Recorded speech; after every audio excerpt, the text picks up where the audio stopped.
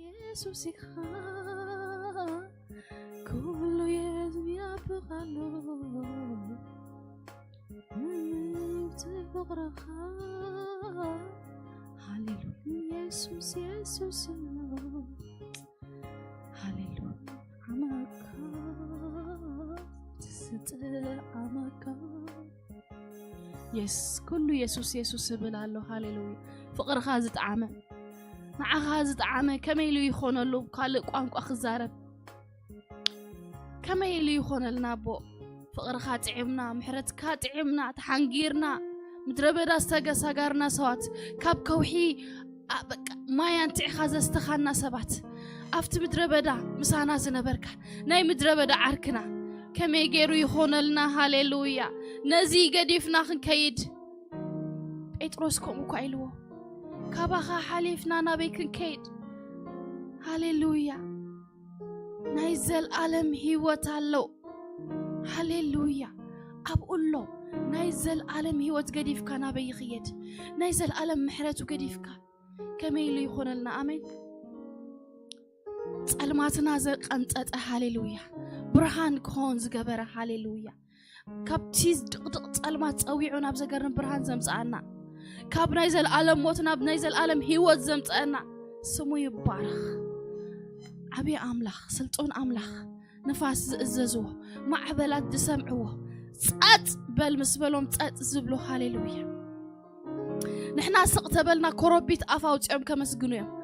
أمان أفاوت يوم كمسجون يوم نحنا تزي مسجنا يو فترة كمسجون يوم هاليلويا فترة بعلوم هاليلويا نحنا سقتبلنا فترات مسجنوه أفهم كفيتهم نعي زمروا آمين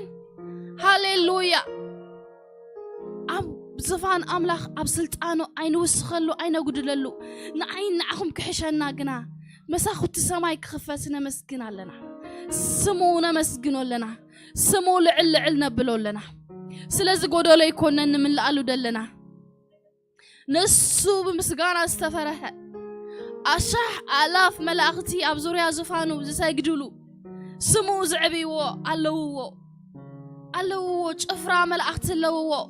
بمسجانا السفرح أبزيك الرب برهان زنبر زل عالماوي أملاخ كاب زل عالم منتو ما نمزوردو زدايبو حيلي زي لك صحج زي تفترة واو أنا نعيك حشاني إنك زابير أملاخ زمسجنو نعيك تعمني هاليلويا كخون اللي كساخ علي هاليلويا نتي منفساوي عالم انتي بقى كخلوك كألني كبتخ بتيخ خوتخ كألني نجزي أبي هرجن كنتات أيوسخلو أيقدللو ما نمسب سلا زي مسجن السق سلا زبالك زي أبي هرز زقول له يلن أماني بقى مسجنو عوافي زمرالو بحري تمسجنو وكانو سات يمسجنو هاليلويا تفترو أفو خفيتو يمسجنو كبري يهبنعو هاليلويا يسوس يسوس يسوس يسوس يسوس يسوس يسوس يسوس كاب كله سمز العالم كاب كله سمز جنانا كاب كله سمز خبره سمالوكا يسوس فلويخا يسوس فلويخا يسوس فلويخا يسوس فلويخا هاليلويا هاليلويا هاليلويا أفقال أملاخ سيكزابيري مسكن تايب الوانجيل ماتيوس معرف حموشتن كاب عصرتو كلت عامت حيزو دم زحزح زبلا سبيتي نبرت نسا ببزوحات حكيمات بزوح تسقايت كل جنزباون ودأت جناخ جددا أمبر أي تقمان بزعبا يسوس مسمعت هاليلويا بزعبا يسوس مس سمعت كدانو تراي انت تنكيخو كحوئية إلى الله أمو بما أهل اتهم حزبي بدحري أمتي أخدانو تنكيت بقو عيني ما نقط عيني دما نقط كم حماما كم زحويت كأب نفسها تفلت هاليلويا لو ما علتك الأمانينا كم زينا إذا سبيت زبالة ريفيليشن مقلات كمت قلنا أبقز أخو لا يتفوي سحواتي كي واتسأت كلا بمسمعه كذا جزينا وانجيل سمعنا ليه جزينا قال أملاخ سمعنا زلنا بدنا يو سقيلو أو خلو بك أخستاي زخوننا كم بك أزيت أكم زخوننا بصحتنا لومي تقبلنا يو هاليلويا لومي مسوخنا سامعنا أمين بأمنة زفر أملاخ كنت كفينا جزابير إذا سبيت زي بزح نجار فتينا حكايم كيدا جنزبا وديا جنا جديد وان براي حشان ببزح فلتت ببزح نفلتينا نبلينا نحنا ببزح إكسبرينس حليفنا هنا بلايف ببزح نجار حليفنا جنا أجديد لنا براي تقملنا هاليلويا لما علت جنا جزابيري مسكن كم زازا سبيت زي لك بمسمعات راي تسمامي عتو آمين تسمامي عمسك الأملاخ أوي بك يس بك مش كلتا تدمرو خلتا ستاي 4 يا كل جزء مش ايك يرنيو لك كوم عينت فورمولا بك لك بخومو بقى تردياتو بك سميح الله جن بزعبو فواسي مخانو سميعني راك زابيري بارخ نتيجة سمعتو جنا شعونا منفسات ياتو موفوسا دما جنا بيتا خلا تقبيلا هاليلويا نجرجن كيدا زفرو تنكيفا بقو دمان تاي كوينبل عيني دما نقطع لما علتي زفر كدانو بأمنت كنتن كفينا ناي قدنا يكونن يسوس حجي زفر كدانو غيرو أبز خمت جنا بأمنت كنتن كفوينا آمين بزح جيزي سمعنا يقال أملاخ بزح جيزي أنبيبنا يو نقرن لو ما علتي فتصم لمتي لك كم تاسبيتي بنفسها استفلتا كومو غيرنا خنصلينا اغزابير مسكن بأمنت هاليلويا لحظة بلنا نجاراتنا مملسو زجدد هاليلويا أبتى جزيتكو زاسة بزيئة أب ما أخل هزب غايت حوس حق الله أمنت حق فريسيو يتحسك يا أمين لأمنتك حقي تفرسيخا هاليلويا حقي بقى إجزاء بهرسي كاب حقي حتى شيطنا يا أمين بأمنتنا نورس أمين هاليلويا أتي كيت بقى بموسى زمت حقي دم زلوا سبيتي أما أخل حزبي كيت مت كل جزء رخصة تكوني الواي جنا نسان شعو جزء بريك جرا خيرا بقى تحيسا عوض كابت حزبي كابت زنبرة بس حزبي مس دما مس رخصتا مس حقي دشكما نعو تحيسا جن بما أخل حزب حليفة زفر كدان يسوس حيزة شعو دما تفلت قاليه بسلام كدي كم أمنتك يخون الكيلو أمين أمنت responsibility إحواتي كان قبروز قبعنا نحنا يو هاليلويا تي زخونا نجر أمسك الزود نجر أبو تفتس أميلو يسوس أمين أنا نسخو من جنا أب أمنتك نقعس لو معلتي كون الناس اللي الله نعين معهم بأمنت مقعس بك بحقي ليميت زقبرنا منفس سجيرنا تحسنا خنوت اللي الله هاليلويا بقى قصر زغونكم حقي ازس بقى خابز كاي تحلف زباله كاي توصي كاب غزا اخي توصي زباله حق نيرو في زمانتي كاب غزا اخ توصي اي تخلنيا اما اخل حزب تركب اي تخلنيا مخنياتو رخصتيا 12 عمت بز ነገር زي تملاليسا اي تقمان እግዚአብሔር ግን ሃሌሉያ ከምዚ አይነት ሪቨሌሽን አምጽኢላ ነዛ ሰበይቲ ኣብ ገዝ ኣኾይና ኣፍቲ ተኣሲራቶ ዝነበረት ኣፍቲ መቆሓ ዝነበሮ ኣፍቲ ረኽስቲ ምዃና ነነብሳ እንዳኣመነት ዝነበረትሉ ጸልማት ኣብኡ ኾይና ወንጌል መጽኡላ እግዚአብሔር ይባረኽ ኣብኡ ቃል ኣምላኽ በሪሁላ ኣብቲ ቃል ኣምላኽ ዘሎ መንፈስ ተረዲእዋ ሃሌሉያ ወፂኣ ድማ ብማእኸል ህዝቢ ሓሊፋ ረአዩ ሕጊ ኣፍሪሳ ሕጊ ብሙሴ መጽ ጸጋን ምሕረትን ግና ብጎይታና ብኢየሱስ ክርስቶስ መጽኡ አሜን ሃሌሉያ بحقي أين التحزين نحنا لعل حقي قنا تحت تصقاينا እግዚአብሔር ይባረክ ነት ሊሚት ዝገበረና ነገር ጥሒስና ሎም ማዓልት ክንወጽ ጸልይ ኣለኹ ከምኡ ድማ ብነብስና ክፍለጠና ጸልይ ኣለኹ እቲ ቃል አምላክ ሳሕጂ ህያውን መስለጥን እዩ ሃሌሉያ ኣብዚ ይሰርሕ ኣብ ዓዲ ኣብ ኩሉ ህያውን መስለጥን እዩ ኣብ አሜሪካ ወላ ቃል አምላክ ይሰርሕ ያቱም ሰባት ሎም ማዓልቲ ንነብስኩም ስበኹዋ ሃሌሉያ ኩልና ንፈልጦ ኢና ግን ሎም ማዓልቲ ድማ ንረዳአዮ እስኪ نردأيو أمم فسناس كزالي قيوتو هاليلويا أزي مقلاص أزي هاليلويا زحزكا انت لو معلتي تحس كاوصا كابز اي تحلفني خاز بلكا نسخه خمزي إلو بقى كوناني اكزام صالكا لو معلتي تحس كاوصا حوي حفتي هاليلويا وصو لو معلتي زفر املاح بامنات نتنكف اتي لحدا بلزد كمن حطيات هاليلويا لو معلتي كنقاوم اينا هاليلويا አይፈልጥ አካኔ ይخنብሎ አይና ሃሌሉያ አነ አይተሐዝኔ አይእሰርኔ ሃሌሉያ አነ ናጽ አዝወጸኹ ሓራዝ ወጸኹ በክርስቶስ ሓራዝ ወጸና ሰባቲና ሃሌሉያ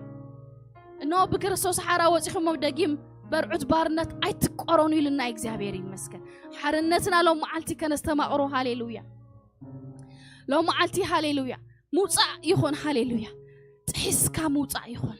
ካብቲ ሊሚት ዝገበረካ ካብዛ አይተሐልፍኒ ኻይሉ ሕንጻጽ ገይሩ ካው ደው ዘበለካ መንፈስ ይኹን ሲስተም whatever ድሌቱ ብቻ ሎም ማዓልቲ ክንቃወም ኢና ነዚ ነገር እዚ በጌታ በኢየሱስ ክርስቶስን በእምነት ዘፈር ክዳን ካነ ትንክፋለና እግዚአብሔር ወይ ዘሐዘንና ዝተቆጻጸረና ዘበለ ጥሒስና ንወጻለና ንፍንጽሶለና እግዚአብሔር ይመስገን ካባኻ አስተላዕለ ካብ ጸጋኻ አስተላዕለ እግዚአብሔር አቦዬ ብሽም ኢየሱስ ክርስቶስ ያውስም نسخة حقيقة من قديها هواتها هاليلويا يسوس لو معلتي بأمنة زفر كدان كانت انكفالنا لو معلتي نتي دشقرنا نقر لو معلتي عيفلت أكاني لنا أفلطو عين بونينا هاليلويا أبانا كي صرح كي عي لو معلتي عين فكدلونينا هاليلويا زيابي رابو أنا اتحسو الله تحيسه دما زفر كدان كاتن كفالله እግዚአብሔር አቦዬ ተሸከረን ዘበለ ኃጢአት ዘበለ ኩነነ ዘበለ ኩሉ ሕማም ዘበለ ሒዘ አቡ ይመጽአሉ ካብ ዘፈርካ ሕማምና ሎም ማዓልቲ ይፈወስ ሎም ማዓልቲ ፈውሲ ይኹነልና ሃሌሉያ ፈውሲ ይኹነልና ሐካይም ዘይፈለጥዎ ፈልጥዮም ዝተባህሉ ኩሉ ዘይፈለጥዎ ገንዘብና ዘወድአና حيلنا زودنا نجر لو معتنا بخنم صولنا نبخنم صولنا هاليلويا برقت أباخا فوسي الله أباخا فوسي الله أباخا حرنت الله أباخا هيوت الله هاليلويا السخا كل جزين عين حواتي عين كلهم فطورات كاس سنايخا هاليلويا سنايخا سناين دا جبر كارما خص حجي الله أنت نبرنا الله እግዚአብሔር ይመስገን لو ما حلتي زفرون بتنكافي خنالنا بأمنة هاليلويا بأمنة هاليلويا هاليلويا ما تسأله نابخا ناب زفركا ما تسأله أبو ناب زفركا ما تسأله أبو تحاحيسة نتي أكوب سب تحاحيسة نتي زخابن النجار فنات إسا ما تسأله أبو لو ما حلتي فوسي وسيدة خيد لو ما حلتي ما تسأله ناب زفركا ناب زفركا ما تسأله أبوي فوسي حزاك خيد هاليلويا فوسي هاليلويا فوسي هاليلويا يسوس تمسكن الله هاليلويا انه ابزا سبيت زمت مغلاص اباينا باخو من يمص هاليلويا كمو اب امنتنا افتي فوسنا كنرامد او كنقاسقس يخونلنا افوسنا افت من نغافنا هاليلويا هاليلويا تمسكن يسوس تمسكن لو معلتي كم بحدش قالك هتقلصنا كل غزي حدش سلازخونك كل غزي سلازاي تلمد እግዚአብሔር አይለመደኒ ቃል አምላኽ ድማ ኸምኡን ማዓልቱ ሓድሽዩ ትማለ ዘንበብካ የሎሚ خالق ትርጉሙ በካ ጽባሕ ድማ خالق ንሽዑ ዝኸውን ጸጋ ዕጥቃካ እግዚአብሔር ይባረክ ከምኡ ዝበለ ምግላጽ ኣብ ጸጽባሕ ክበና ጸልይ ኣለኹ ሃሌሉያ ሃሌሉያ thank you jesus هاليلويا كبرين بينك أنا عخايهم هاليلويا ناتكا خام نخون ولا حدا أيقول لنا هاليلويا كورا خورا رابس كسأنون كتأمين نحنا جنجلك كواي كود لنا ملوسينا خي قولنا كل نجرنا من دامن لأخا بزدلينا هاليلويا حنجيركا يسوع سيتبارك thank you Jesus ناتكا كابز خون أبزلالكا كابز تسلل كل كيزي سنا كل كيزي سنا كل كيزي تبوق كل كيزي تبوق ناتكا كابز خون أبزلالكا كابز تسلل كل كيزي سناي كل كيزي سناي كل كيزي سناي كل كيزي سناي كل كيزي سناي كل كيزي كسانة كل كيزي كسانة كل كيزي سلام كل كيزي سلام كل كيزي عرفتي هاليلويا كل جزء دحان كل جزء سناي كل جزء صبو كل جزء عرفتي هاليلويا thank you أبصلال كاسل زتلنا أبصقع خاسل استقعنا حدا نجار يقول لنا كل جزء سناي كل جزء سناي صبو حسب قبل علينا زلك هاليلويا هاليلويا حساب دحان مبرنا كفو أيكونني لك ألامنا حساب دحان راح يزلوا بالعلينا نحنا تراي مسؤون السماع نحنا تراي مسؤون خيد إجزابهرنا ولا حدا سب كفو أيدلنيو ناي كلاتنا سلام دحان يدليتو كوم يزدلي كن فوس كن الناقف بدحان كن نبر بسلام كن واتسخن أتوت راح يدليتو نسو هاليلويا هاليلويا بدحان بسلام كل جزء سناي يسوس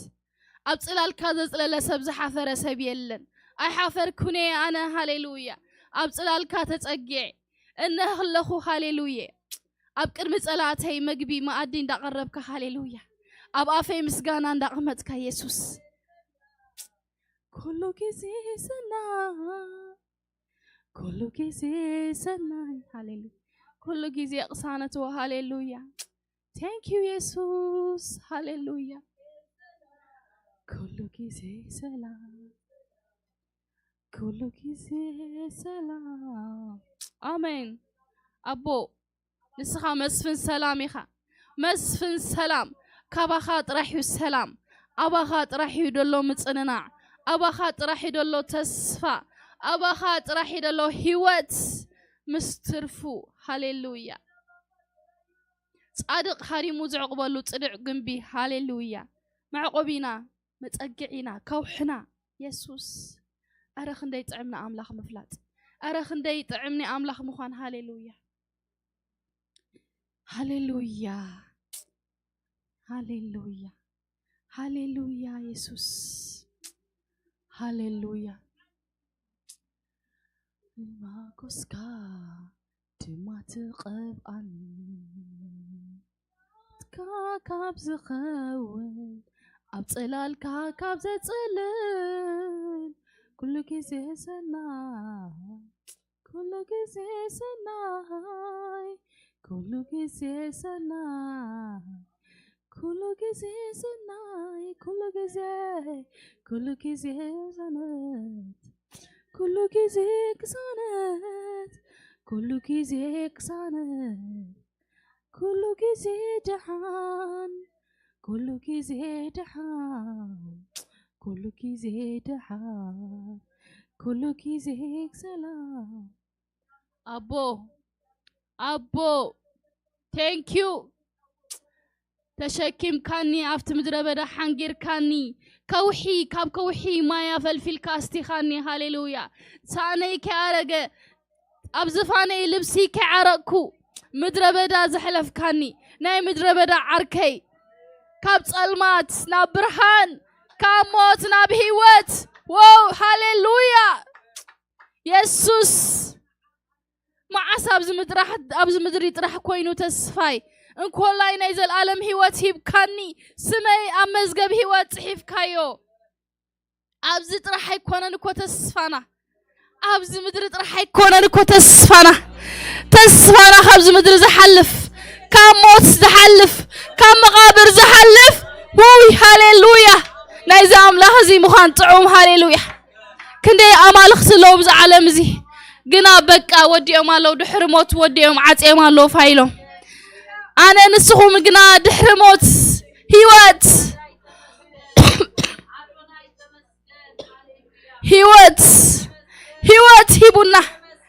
هيوات هيبونا እግዚአብሔር ይባረክ ሃሌሉያ بጸጋ بخمو بناص بጸጋ بزي ጎቦ محخر بزي ديبلا بزي بعراي بزي ولا حدا ነገር تبجونا نسو حنساب نزل عالم مسكل حديق سماي حديق مدري خوينو نعي نعهم نعي هيوات كبني مسكل تتقلتلو تفصميلو هاليلويا او وديو نغري او توديو كل نغر او دو هيوات ام سنبت اب عرفتي ياتيوني هاليلويا اب كنعان هاليلويا اب تصبان معرن توحز حجر اب عرفتي نفسي رئيا او رخيبيا هاليلويا كاب قلتعتا كاب هيمانوت اوصيو كاب هوتات اوصيو كاب صوصو اوصيو اتا لوم على تذكروه كابي كوتتا هم دوصاكم ابي كولل بلالو سب بقى حجمو እንዳገረዶም ይخيدو حجمها بقى نتصصواي እንዳወስخو بقى خالق يو خوين دلو እግዚአብሔር ይባረክ thank you jesus ተመስገን አራኻብዝ ነገር እዚ አውጽኻኔ ተመስገን بإيدي عند حسك وصيخانيخ أساجر كانيخ هاليلويا thank you Jesus أبو حجون هاليلويا حجون إجزابير أملاخي سلا مدري سلا هاجري كمتي كل جزء نجبره هيمانو تسرعت كوينو نادي كونس كم أجنا مالتنا خوينو سلا مدرنا أتم تذكروا أي تعرفوا تصحيفي مستجزينا هنكيد منتي إنه إجزابير أبو ناي مدرنا نجر حزنا نبخان نقرب لنا أبو محرت كبر مدرنا برقت أبو تاتنا أديتاتنا بدي لهم مخيم سنحنا جنا أب كندوم كوينا نقرب لنا أب تنقعدون بلا لنا نهجرنا هاليلويا ندبك هاليلويا أب كندوم كوينا محرتنا حاسس لنا بدلنا كاينا يس بدلنا كاينا أمدرنا تسوقي كيخ أمدرنا تصريف كيخ قال كمصحف قدوس كتقديدو تقاطيلو يس غنا ياكل نبلالنا اي اخل انديو اي مل انديو تصوا اي مل انديو يسوس ذكرنا حدرخا امدرنا ነገር ይትካትቶ ጣልቃን ስኻቶ ሽዑ ክፍወስ ክትዕልና ክንሓዊ ጎይታ ዘይሓዊ ቆስሉሎ ዲሕዋተይ ዘይነቅጽ ሙግሊ አሎ ዲዩ أب إرتراهم يخوين دلو زي حاوي قسلي إننا ختنكيو دنتع كنا خدر رقيو حدا معالتي كدر رقيو أب تيناتو ساعات أي كالتفن أي دحرن دمه أب جزيو كنا كل جزي سنايو كم تخنبلو تنحنا ولا بيت أب إرترا حجون سنايو كسيابير أب مدرنا سنايو أب مدرنا بروحيو أب مدرنا بك أقويتايو هاليلويا إنه حجر ما እግዚአብሔር ነቲ ሽንክርክር በለ መእተዊን መውጪውን ዘይፍለጥ ሕልኽልኽ በለ ነገር ናይ ምድርና ንስኻ ጥራሕኻ ትርድኦ ንስኻ ጥራሕኻ ትፈትሖ ኣነ ብወገነይ ካብ ኣምሮይ ንላዕሊ እዩ ንኹላትና እውን ከምኡ እዩ ኣይፈልጥና እስ ምስጢር እዩ ንስኻ ግን ትፈልጥ ኢኻ እግዚአብሔር ኣቦ ኣይትከልከል እተዋ ምድርና ስራሕ ኣውፃያ ነታ ምድር ሓራት ትኹን ሃሌሉያ كاب تبتابات كاب دبارات كنا من دبارات منفس كاب تنقولا كاب بقى كاب أسماتنياتات ناس أوصايا نبارك لنا كاب بيت أملاخ نيرتران نبارك لنا كاب محبر أملاخ نيرتران نبارك لنا هاليلويا كاب جوا إهياوان نبارك لنا أبزي جوا إهياواني هاليلويا نبارك لنا هيواتي خون الله نبلا لنا كل نسخة زبالكال أو يفتح نسخة خبرات مترنا نسخة تودس كم دم إجزابير أبو نهز أنا دك أنا بخحيزني عم نقرب علينا إجزابير أبو أبتحت أجر خان دربيوم إجزابير أبو ينسخة خط كملهم ቃል እምነት ከነውጻሎም ኢና እግዚአብሔር ይመስገን ክንምርቆም ኢና እግዚአብሔር ይባርክ እሱ ድማ ይገደርፎምኒ ኣብ ሁሉ መንገዶም ንሱ ክጓነፎም እግዚአብሔር ይመስገን ከምቲ ምናሴን ኤፍሬምን ያዕቆብ ክምርቆም ወይ ከአኽባርኾም ከሎ አይርድኦም ነይሩ ኣብ ህይወቶም ግን ከምኡ ኮይኖም ሃሌሉያ እግዚአብሔር አቦይ ነቶም ኣብዚ ምድሪ ዝሃብካና ንባርኾም ኣለና ካብ ቤት ኣምላኽ ንባርኾም ኣለና ርእስን በርጭራ ኣይኹኑ እግዚአብሔር ኣምላኸ ሰይጣን ብኦም እሰይ ኣይበል ብኦም ኣይተሓጎስ ብውሉድና ደስ ኣይበሎ ሕርር ኳድ ኣይበል ስሩሑ ዘፍርሱ ኣጀንድኡ ዘፍርሱ ውሉድ ይኹኑ እነሆ ንውሉዶም ዘኽብሩ እዙዛት ይኹኑ እነሆ ዕድሚኦም ብዝወስኸ ጥዕንኦም ይወስኽ ዘረኣዮም ደበለ ይፍተዎም ዝረገጽዎ ይውረሱ ደገ ጸላቶም ይውረሱ ኣሻ ሓላፍ ይኹኑ ይፍረዩ ፍሬዮም ድማ ነባር ይኹን ይውጽኡ እድ እግሪ ይኹኑኻ ኣፍ ይኹኑኻ መሳርሕትኻ ይኹኑ ዝተገርካ ስራሕካ ደስልጡ ብሽም ኢየሱስ ክርስቶስ ያው ስም አሜን ስለቲ ዝነበረና ጊዜ ስምካ ይባረኽ እነሆ ስምካ ንዕብዮ ለና ሕጂውን ንስኻ ተረከቦ ብንገብሮ ዘበለ ብንመዝሙርና ብትምህርትና ንስኻ ንበይንኻ ክበር ንስኻ ተረከቦ ዝቦታ አሜን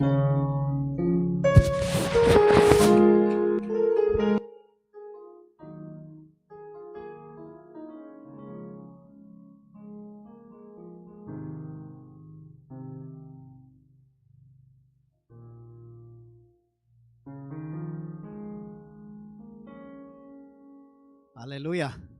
ኢየሱስ ጎይታዩ ኢየሱስ ጎይታዩ ራስ አሜን አይሰምዕኒ ዘለኹ ኢየሱስ ጎይታዩ እዚ ጉባኤ ህያዋን ይምሽ ኢየሱስ ጎይታዩ አሜን ዶ ኢየሱስ ጎይታዩ ተማልን ሎምን ንዘላለም ኢየሱስ ጎይታዩ ኣብ ህይወትካ ኢየሱስ ጎይታዩ ኣብ ነገርካ ሁሉ ኢየሱስ ጎይታዩ አረ ኢየሱስ ጎይታዩ ኣብ ተኸቢት ትብሎ ኢየሱስ ጎይታዩ ኣብ ታይካልን ትብሎ ኢየሱስ ጎይታዩ ኣብ ትያይኮኒ ትብሎ ኢየሱስ ጎይታዩ ሃሌሉያ ዝሞተ ኸተስ ዝኽእል ኢየሱስ ጎይታዩ ኩሉኹም እትኽእልን ነቲ ዝመደብካይ ኸዓ ዝኽልክለካ ከም ዘይልቦን እፈልጥ ኣለኹ እስክበልዎን ኣምላኽ ከምስ ክበልዎ ኩሉኹም እትኽእል በልዎ ነቲ ዝመደብካይ ድማ ዝኽልክለካ ከም ዘየለ ደው ከብለካ ዝኽእል ከም ዘየለ እፈልጥ ኣለኹ ብዘይ ፍልጠት ነቲ ምኽሪ ዘጸልሙቶም መን ኢሉ ሃሌሉያ ስለዚህ ብሰማዒት እዝኒ ሰሚዐ ነይረ ሕጂ ግና ዓይነይ እንታይ ገይራትካ ተኣምኑ ዲኹም እግዚአብሔር ከም ዘርእየኩም እግዚአብሔር ከም ዘሻግረኩም እግዚአብሔር ከም ዝልውጠኩም እግዚአብሔር ሓድሽ ነገር ኣብ ህይወትኩም ከም ዝገብር ተኣምኑ ዲኹም ባር ደስ እንዳበልኩም ንእግዚአብሔር ኣምልኾ ሃብዎ ሃሌሉያ ምክንያቱ እግዚአብሔር ኣብ ተጽባሕ እንታይ እዩ ኣብ ተጽባሕ እንታይ እዩ ኣብ ተጽባሕ እንታይ እዩ ኣብ ተጽባሕ እንታይ እዩ ሃሌሉያ እግዚአብሔር ኣብ ተጽባሕ ሓድሽ ክትብል ከለኻ እምበር ካባኻ ዘይኮነ ነገር ሓድሽ ነገር ኣባኻ ይቕመጥ ሃሌሉያ ሓድሽ ሓጎስ ኣሜን ዶ ሓድሽ ሰላም ኣሜን ዶ ሓድሽ ፍቕሪ ኣሜን ዶ ሓድሽ ክብሪ ሃሌሉያ ከምኡ ይኮነን እታ ኣረጊት ሓሊፉ ሓድሽ ነገር ይገብር ኣሎ ሓድሽ ነገር ይገብር ኣሎ ሎሚ እግዚአብሔር ኣብ ህይወትካ ሓድሽ ነገር ይገብር ኣሎ ብለካ ኣሎ ቃሉ ህያው ስለ ዝኾነ ንቃሉ ዘኽብር ኣምላኽ ስለ ዝኾነ ጥራይ እሱ ሓድሽ ስለ ዝኾነ ንስኻ ሓድሽ ነገር ኣለካ ንሱ ሓድሽ ስለ ዝኾነ ሎማዓንተ ሓድሽ ነገር ክገብር እዩ ሃሌሉያ ስለዚ ጸለኻ ስለ ዘንበብካ ገላ ኣይኮነን ኖ ጸላይ ንኽኸሰካ ዕድላይ ተሃቦ ኣይንበብካ ናይ ጸለኻን ከመይ ጌርካ ክትሕጎስ ክብለካ ዕድላይ ተሃቦ ብጎይታ ተሓጎሱ ደጊመ ተሓጎሱ እብለኩም ኣለኹ ኣሜን ዶ ሓጎስኩም ብጎይታ ሙሉእ ይኹን ሓጎስኩም ብጎይታ ሙሉእ ይኹን ሃሌሉያ ብዘይገለ ብዘይገለ ነገር ብኸምኡ እምበር ዓወት ክትጓናጸፍ ህዝቢ ሃሌሉያ ሽምካ ይባረኽ ጎይታ ሃሌሉያ ሽምካ ይባረኽ ስለዚ ጉባኤ ሽምካ ይባረኽ ኣብዚ ጉባኤ ዝህያው ስለ ዝኾንካ ሽምካ ይባረኽ ኣርጊፀ ፈልጣለኹ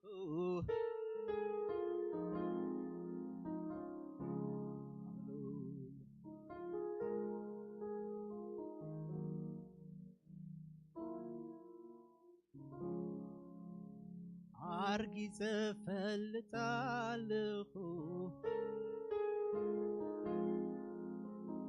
ዘይፍቓድካ ገለ ከምዘይፍትሕ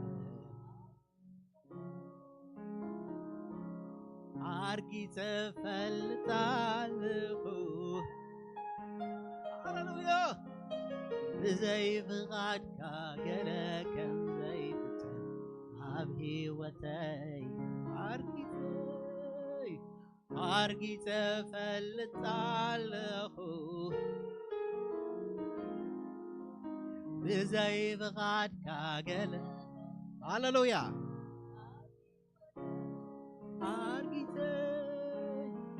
አርጊፀ ፈልጣለሁ ብዘይፍቃድካ ገለ ከም ዘይፍፀም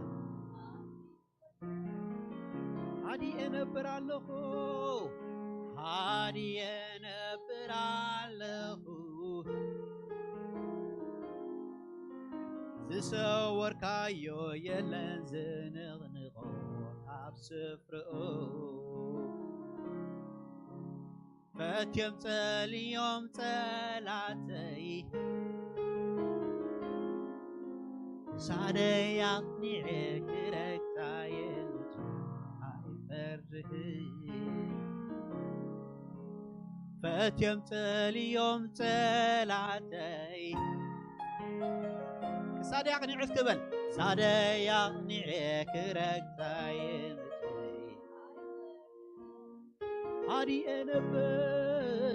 ሃዲየ ነብራለሁ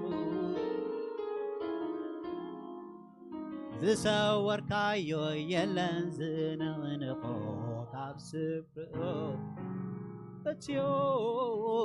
ፈትዮም ጸልዮም ጸላተይ ክሳደይ ኣቕኒዐታ ሳደይ ኣቕኒዐ ክረግጣየ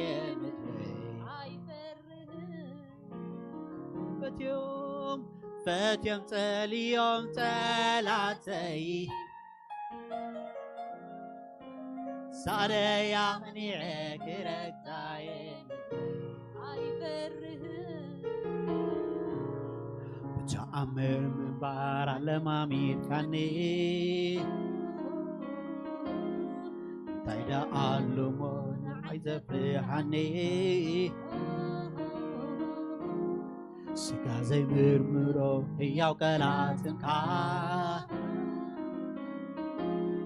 የምረኒ ኣሎ ኣብ ቅዱስ ማሕደርካ ተወኪለካ ንምንታይ ዝፈርህ ተወኪለካ ንምንታይ ዝፈርህ ተኣማሚነንዴ ባኻ ተኣማሚነ ባኻ ተኣማሚነንዴ ባኻ ተኣማሚነ ሃሌሉያ ተኣማሚንኩም ዲኹም ብኡ ተኣማሚንኩም ዶ እምበር ደስ እንዳበለኩም ዘምሩሉ ባኻ ይተኣማመን የብልዎ ሃሌሉያ አርጊፀ ፈልጣለሁ በልዎ ሃሌሉያ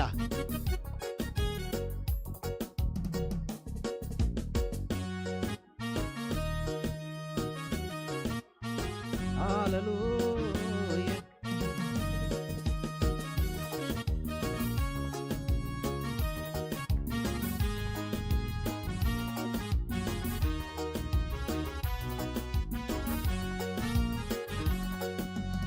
አርጊፀ ፈልጣለሁ ብዘይፍቃድካ ገለ ከም ዘይፍፀም ኣብ ሂወተይ አርጊፀ ፈልጣለሁ ብዘይፍቃድካ ገለ ከም ዘይፍፀም ኣብ ሂወተይ አርጊፀ ፈልጣለሁ ብዘይፍቃድካ ገለ ከም ዘይፍፀም ኣብ ሂወተይ አርጊፀ ዝብል እስኪ አርጊፀ ፈልጣለሁ ብዘይፍቃድካ ገለ ከም ዘይፍፀም ኣብ ሂወተይ ሃዲየ ነብራለሁ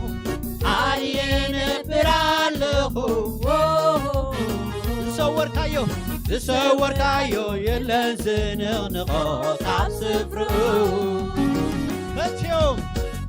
ጠልዮም ጠላተይ ሳደይ ቕኒዐ እስክበላታ ሳደይ ኣቕኒዐ ክወፃየ ክበርህን ፈትዮም ጠልዮም ጠላተይ ሳደይ ኣቕኒዐ ክረግፃየ ምድይ ኣይፈርህን ስጉምተይ ንስኻ ተቐፂትካዮ ዝተመንደኣሉ ንልበይ ዘፍርሖኸየደ ኣነስ ክወርስ እዛ ከተማ እዚኣ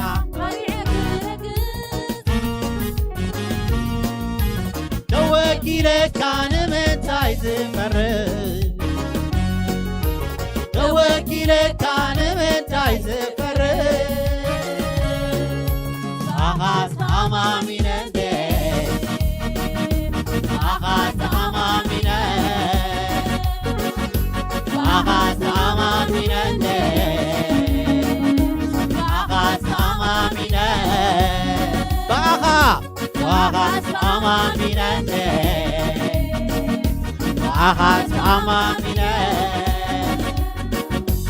ተኣማሚነልካ ተተኣማምኒኻ ተኣማሚነልካ ተተኣማምኒኻ ኣኻ ተኣማሚነንደ ኣኻ ተኣማሚነ በኣኻ ተኣማሚነንደ በኣኻ ተኣማሚነ ሃሌሉያ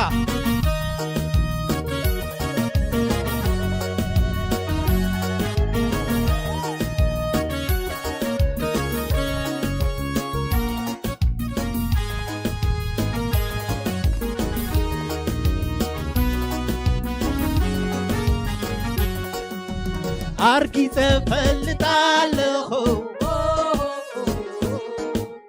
ብዘይ ፍቓድካ ገለ ከም ዘይፍጸም ኣብ ሕይወተይ ኣርጊፀ ፈልጣለኹ ብዘይ ፍቓድካ ገለ ከም ዘይፍጸም ኣብ ሕይወተይ ሃዲኤ ነብራለኹ ዝሰወርካዮ የለን ዝንቕንቖ ካብ ስፍርኦ ፈትዮም ጠልዮም ጠላተይ ግን ሳደይ ኣቕኒዐ ክረግፃየ ምንተይ ኣይፈርህን ፈትዮም ጠልዮም ጠላተይ ሳደይ ኣቕኒዐ ኣታ ዘመን ካይዚ ዘመን ዝብለካ ኣለኹ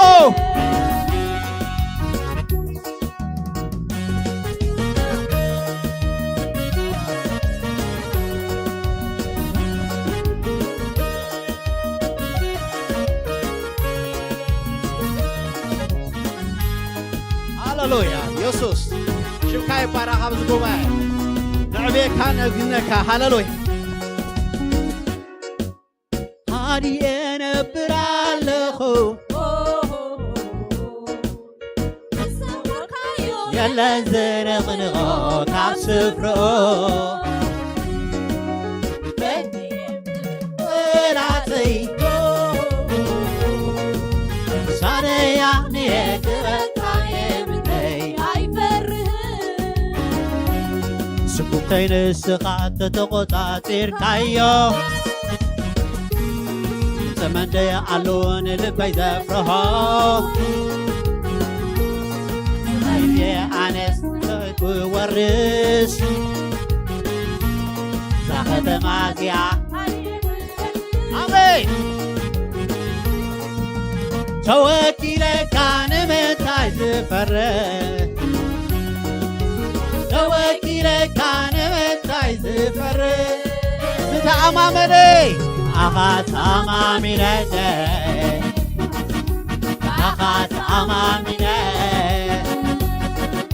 ባኻት ኣማሚነደ ባኻት ኣማሚነ ተወኪለካ ንምንታይ ዝፈርህ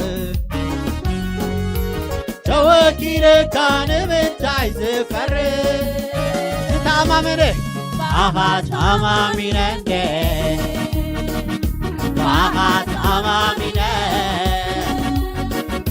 ባኻት ኣማሚነደ ባኻት ኣማሚነ ተኣማሚነልካ ተኣማሚነልካ እተኣማምኒኻ ተኣማሚነልካ እተኣማምኒኻ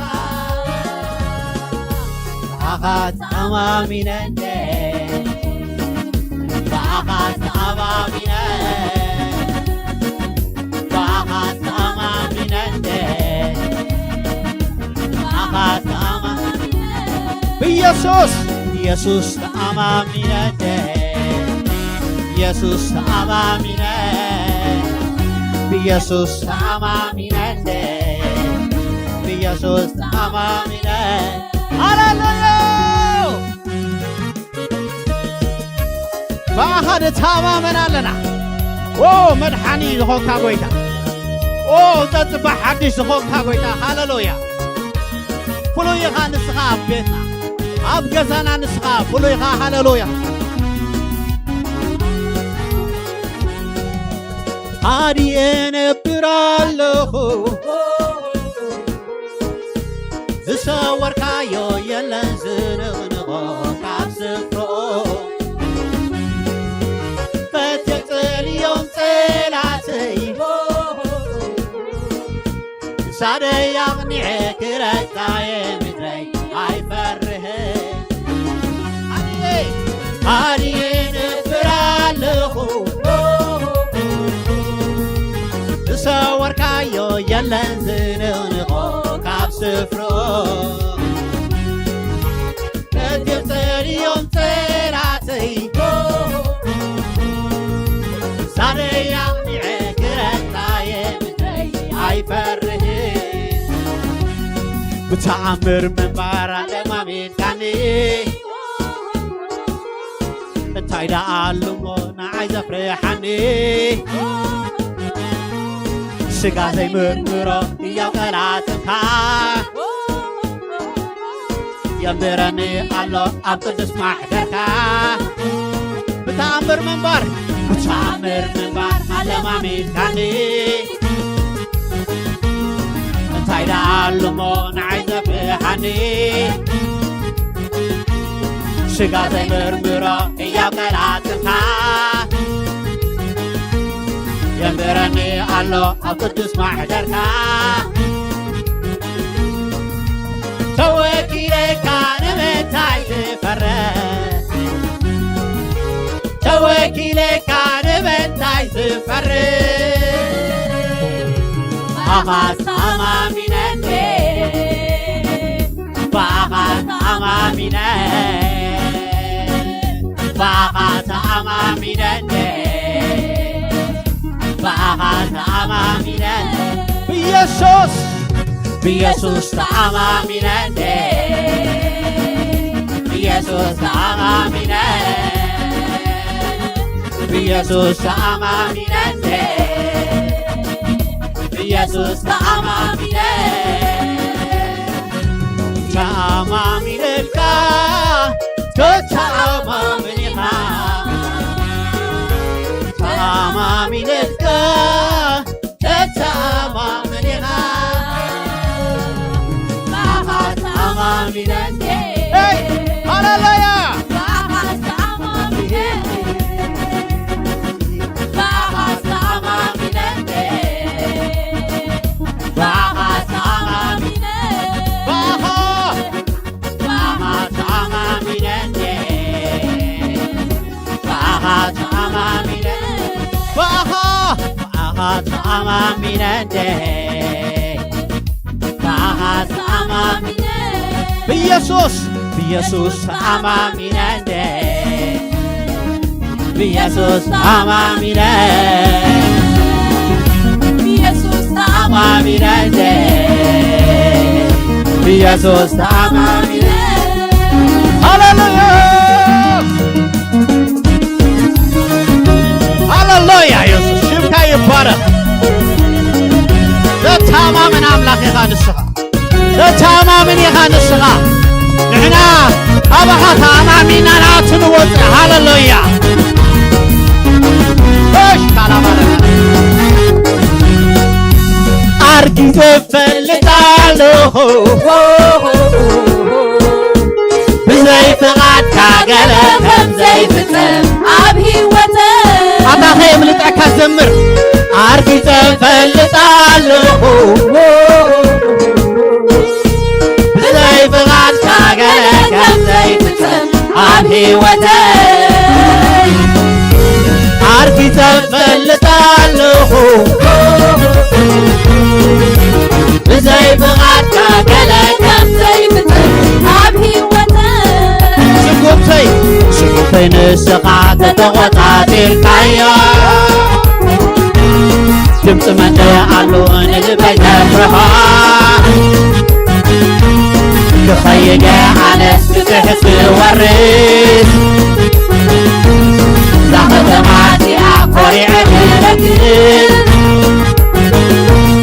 ስጉብተይ ንስኻ ተተቖጻጺርካዮ ድምፂ መንደይ ኣሎ ንልበይ ተፍርሖ ክኸይደ ኣነስ ክወርስ እዛ ከተማ እዚኣ ኮሪዐ ክረግዝ ተወኪልካ ንምንታይ ዝፈርድ ተወኪልካ ንምንታይ ዝፈርድ ባኻ ተኣማሚነን ባኻ ተኣማሚነን ባኻ ተኣማሚነን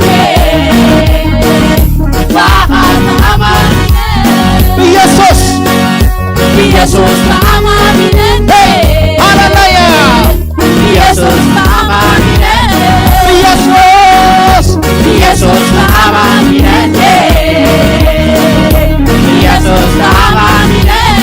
ባኻ ተኣማሚነን ባኻ ተኣማሚነን ሃሌሉያ ባኻ ተኣማሚነን ባኻ ተኣማሚነን ባኻ ተኣማሚነን ኢየሱስ ኢየሱስ ኢየሱስ ተኣማሚነን ኢየሱስ ተኣማሚነን ሃሌሉያ ኢየሱስ ተኣማሚነን አሜን አሜን አሜን አሜን ኢየሱስ ተኣማሚነን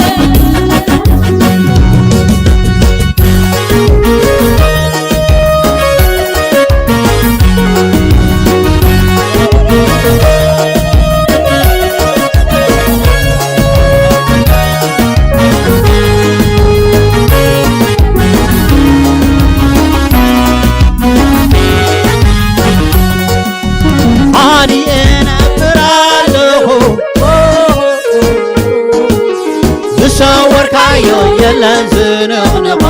ኣብ ስፍሮ ፈጽም ጥልዮም ጥላሸይ ሳደይ ኣቕኒዐ ትረታየ ምድረይ ኣይፈርህን ኣንየ ነግራለሁ ዝሰወርካዮ የለን ዝንቕንቆ ኣብ ስፍሮ ፈጽም ጥልዮም ጥላሸይ ሳደይ ኣቕኒዐ ትረታየ ምድረይ ኣይፈርህን ብተኣምር ብተኣምር ምንባር ኣለማሚልካኒ ካይደ ኣልሞ ንዓይ ዘፍርሐኒ ስጋ ዘይምርትሮ ያው ቀራትኻ ዘንብረኒ ኣሎ ኣብ ቅዱስ ማሕደርካ ብተኣምር ብተኣምር ምንባር ኣለማሚልካኒ ካይደ ኣልሞ ንዓይ ዘፍርሐኒ ስጋ ዘይምር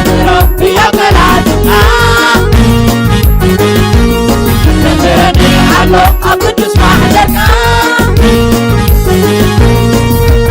وكيلك كان وزاي تفرق وكيلك كان وزاي تفرق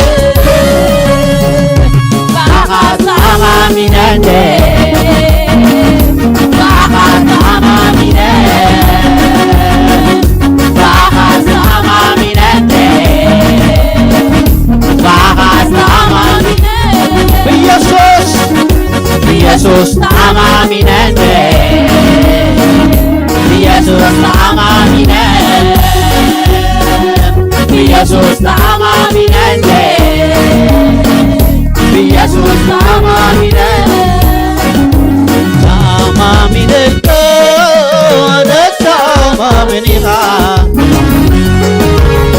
أمامي نندي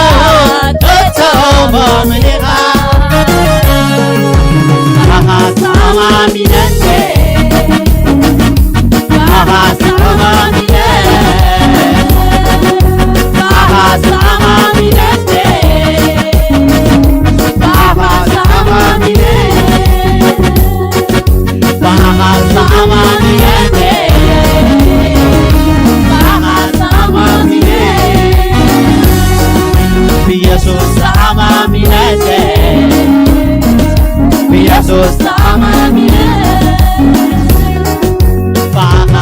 أمامي نندي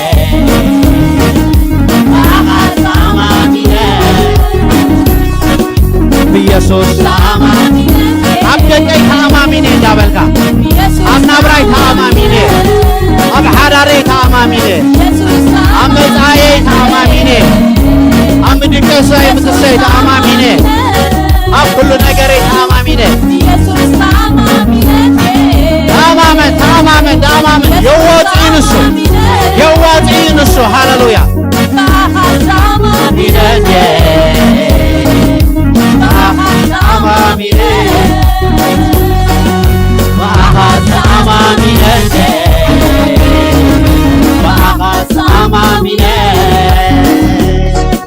بيسوس أمامي نندي زي تكبشم زي من نشم صوي خايو زناقف صوي خايو زدحن صوي خايو خبقود قاد زوت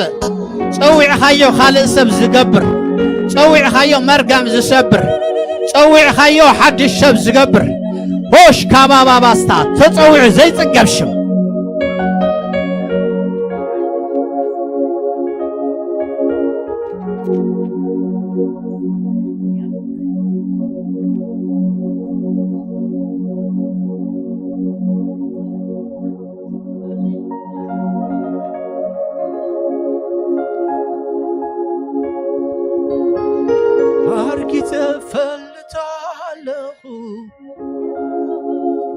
اسكي سقاكم يسمع نجركم يسمع كبيبكم دول نجر يسمع انت تزاربكم بلوا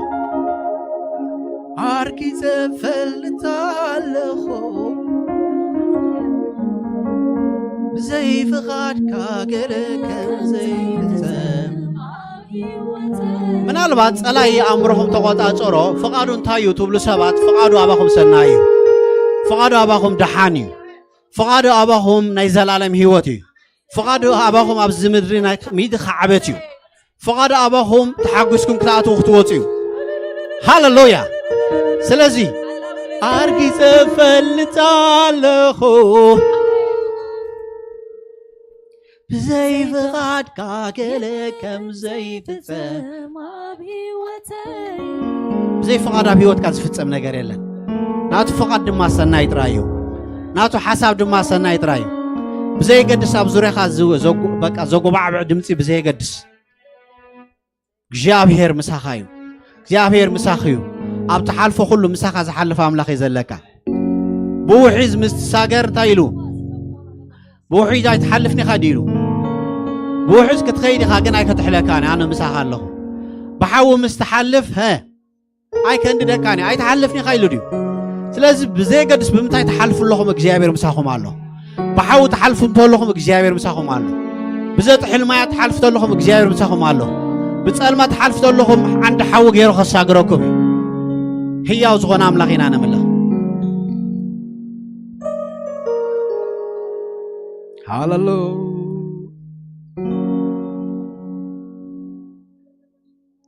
ሃሌሉያ ሻላባ ሳላባዲ ያላባዲ ያላባ ሓራዝ ገበርካዮ ህዝቢ የምልኸካ ኣላ ሃሌሉያ ኣሹዳባዲ ያሳፕሬዲ ቤዲ ያላባ ገለ ጌርና ኣብዚ በፃሕናን ግና ከምድሓን በዚሕልና ገለ ይገበርና ገለ ፍቕሪ በዚሕልና ኦ ሃሌሉያ ምሕረትካ ብዙሕ ዝኾነ ኣምላኽ ምሕርካ ዘይትውድእ ኣምላኽ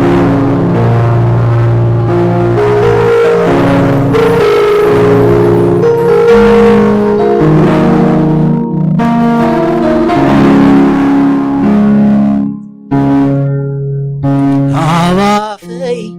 ኣይፈልዮን ስምካ መሊሰ ኢየሱስ ይብለካ ኣዋፈይ ኣይፈልዮን ስምካ መሊሰ ኢየሱስ በልዎ ኣዋፈይ ኣይፈልዮን ስምካ ፈውስ ሎ ብትሽም مدحان الله بتشم لعل كبلكايو أبرخت قوسا كاي تشم أب كبر وتخا قمتا كاي تشم هاللويا يسوع يبلكا عوافي عيفلون يزمكا ممليسة يسوع يبلكا عوافي عيفلون يزمكا بدقيب يسوع يبلكا سوعوا إليا سوعت حالكم زي ما الوسم يسوع زي ما الوسم سوعوا إليا سوعت حالكم زي ما الوسم يسوع زي ما الوسم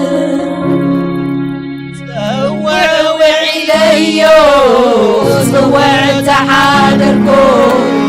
زي ما الوصل زي الوصل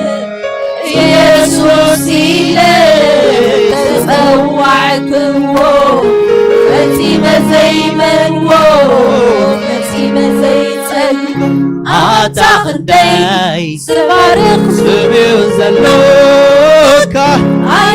زدنغه زلنو سمي وزلوك زستنكر سمي وزلوك فتصم زي منو تسويك ايو دقاقيبكا عتاقندي زقرب سمي وزلوك عيقندي زلنو شمي وزلوك عيقندي مستنكر سمي وزلوك زي منو تسويك ايو دقاقيبكا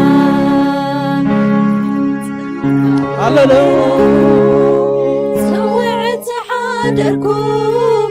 زي من وسم يسوع زي من وسم يسوع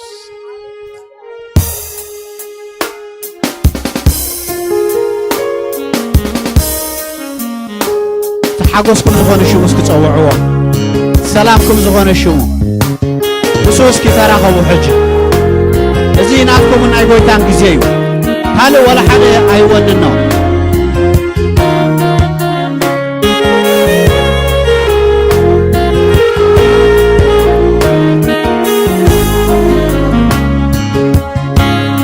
سبامتوعو عبوسي سبامتوعو زستاي سبامتوعو فساي سبامتوعو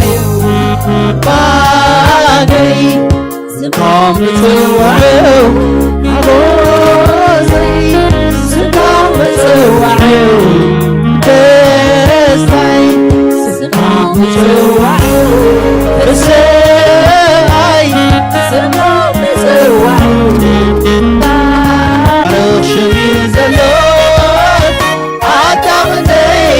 ዘስተንክር ሸሚኡ ዘሎ ፍጹም ዘይስግሮ ፀዊዕካዮ ደጋጊምካ ኣይፅገብኒ ሽምካ ንሱስ ፀውዒና ዘይፀገቦ ሽምካ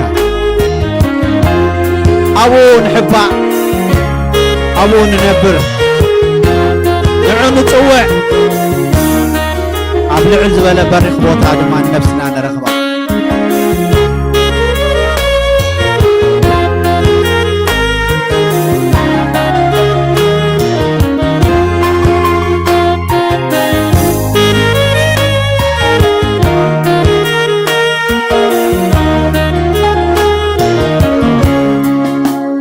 አባፈይ አይፈሮን የስንካ መመሊሰ ኢየሱስ ይውለካ አባፈይ አይፈሮን የስንካ መመሊሰ ኢየሱስ ይውለካ አባፈይ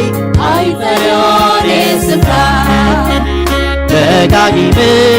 ኢየሱስ ይውለካ አባፈይ አይፈሮን የስንካ ደጋጊም ኢየሱስ ይውለካ አባፈይ አይፈሮን የስንካ ካብ ማዕሪ ይጥዕም ኣብ ኩሉ ይጥዕም ኢየሱስ ሃሌሉያ አባፈይ አይፈሮን የስንካ ደጋጊም ኢየሱስ ይውለካ ኣብ ኩሉ ነገርና ንእትወለና ንሽምካ ካብ ኣፍና ኣይንፈልዮን ኢና ኣብ ምእታውና ምውፃእና ካብ ኣፍና ኣይንፈልዮን ኢና ሽምካ ኣብኡ ምድሓን ኣሎ ሽምካ ብዝጠዋዕና ቁፅሪ ድማ ክብሪ ንርኢ ሓይሊ ንቕበል ናብ ፍሉይ ነገር ንሳገር ሃሌሉያ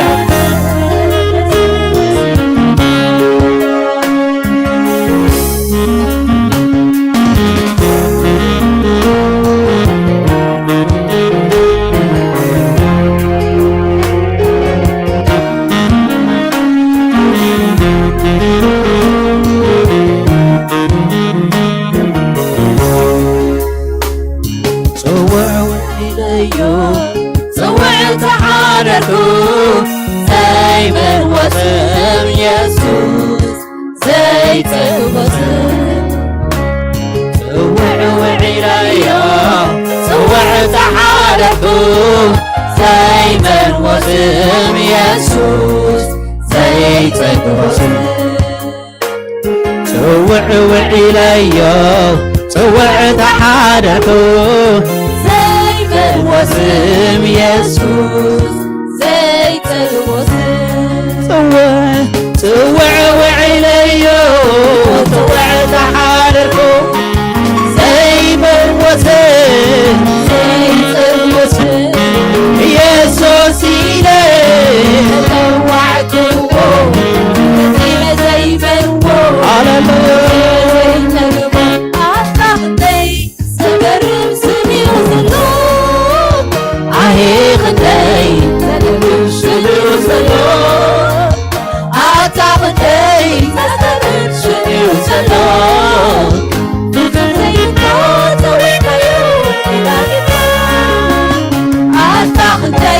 ዘባርኽ ስምዩ ዘሎካ ኣየኽተይ ዘደንቕ ስምዩ ዘሎካ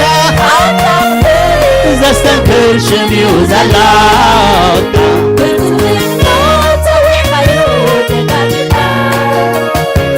ጽውዕ ኢለዮ ጽውዕ ተሓደኩ ዘይመወስም ኢየሱስ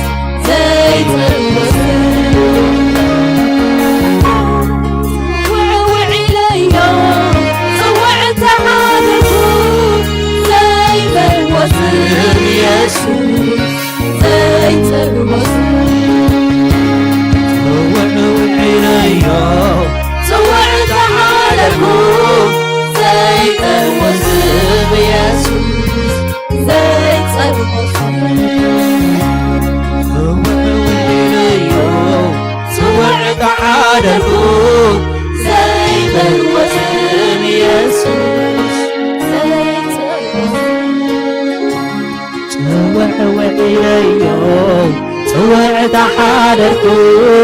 زيت الوسم يسوع زيت الوسم وعليو صور تحادركو زي من وسم يسوع زيت الوسم اسكا حبيبنا صور وعليو صور تحادركو زي من وسم زيت الوسم يسوع سيدي توعكو فتيمة زي من فتيمة زي تقوى أعتقد زبر سني وزلوك أيخني سني وزلوك أعتقد سني وزلوك بنصب زي من نور توع كيو دقاقبا توع وعليو توع تحادركو زي من وسم زيت الوسم يسوع سيدي تروعك فتيمة زي مروه فتيمة زي تنوو صوع وعليو صوع تحادركو زي من وسم زيت الوسم يسوع سيدي تروعك فتيمة زي منوو فتيمة زي تقوو صوع إليو صوع تحادركو زي من وسم زيت الوسم يسوع سيدي تروعك فتيمة زي منوو فتيمة زي تقوو هاللويا فتيمو زي تكابشم فتيمو زي منوشم فتيمو زي تكابشم فتيمو زي منوشم تويا زي تقبو تويا زي تقبو فوسي ينتبتب تويا زي تقبو أتغني بموزلوك عيغني بموزلوك أتغني سميوزلوك فزم زي من نور توع كيو دقاقبا أتغني سميوزلوك سميوزلوك أتغني مستنكر سميوزلوك فزم زي من نور توع كيو دقاقبا وعليو صوع تحادركو زي من وسم زيت الوسم يسوع سيدي تروعكو فتيمة زي منوو فتيمة زي تقوو وعليو صوع تحادركو زي من وسم زيت الوسم يسوع سيدي تروعكو فتيمة زي منوو فتيمة زي تقوو أتغني زبارك سميو زلوك أيغني زدنك سميو زلوك أتغني زستنكر سميو زلوك زي من نور توع كيو دقاقبا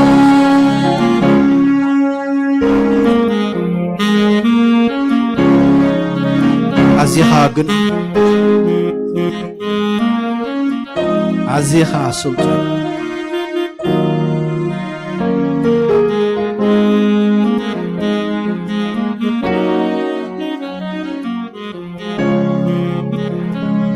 تخندي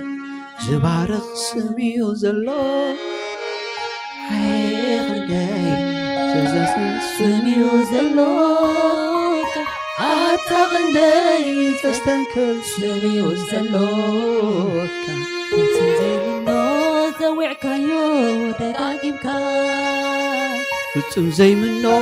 زوعكايو ደጋጊምካ ፍጹም ዘይምኖ ፀዊዕካዮ ደጋጊምካ ፍጹም ዘይምኖ ፀዊዕካዮ ደጋጊምካ ፍጹም ዘይምኖ ፀዊዕካዮ ደጋጊምካ ፍጹም ዘይምኖ ፀዊዕካዮ ደጋጊምካ ፍጹም ዘይምኖ ፀዊዕካዮ ደጋጊምካ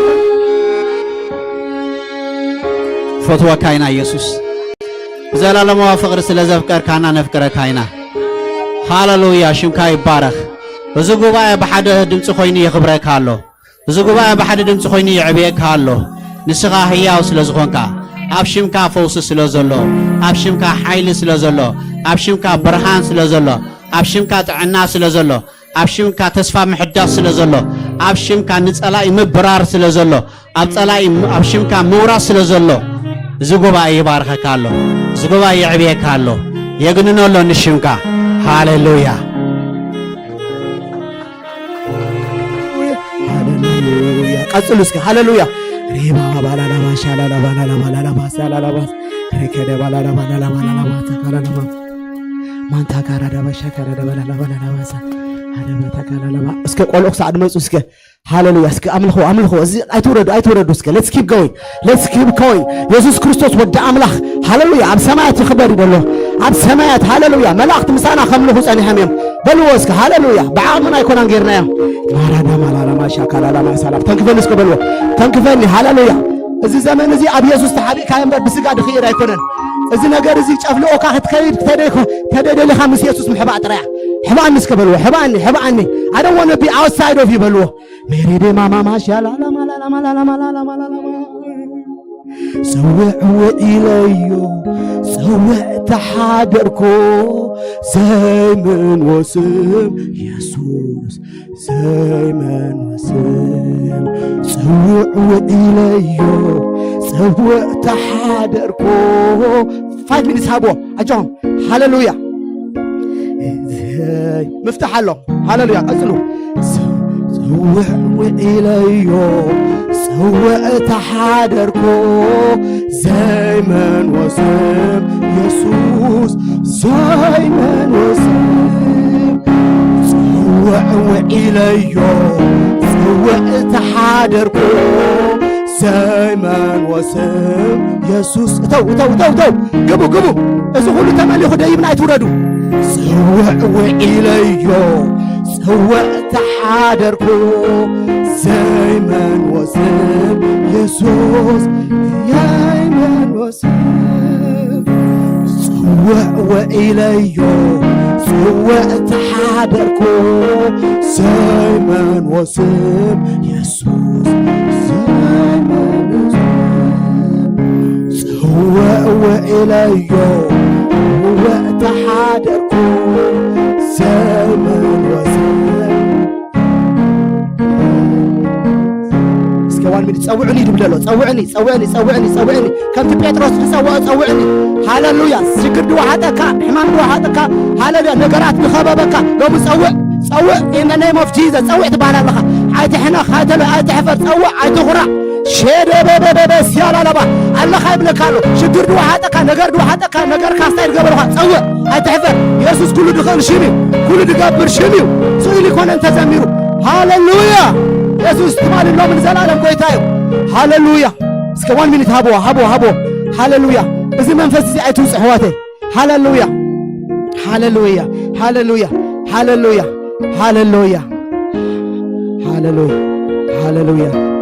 ኢየሱስ ደምን ነው ስም ኢየሱስ ንኽበረካልና እስከበልዎ ንፈትወካለና ነፍቅረካና እስበልዎ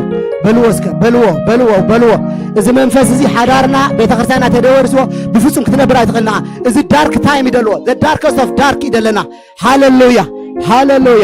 ሃሌሉያ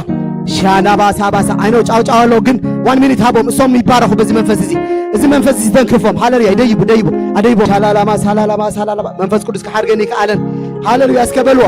ሃሌሉያ ኢየሱስ ትማልን ነው ምን ዘላለም ጎይታ ማናማ ሻላላማ ታካላላማ ሲያላላማ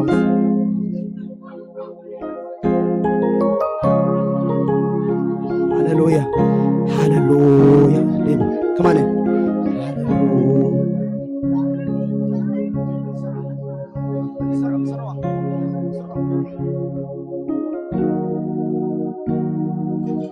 ቁርብ ክትዕገሱና እዮም 1 ሚኒት ዘንብሩኻት ክነደይበምና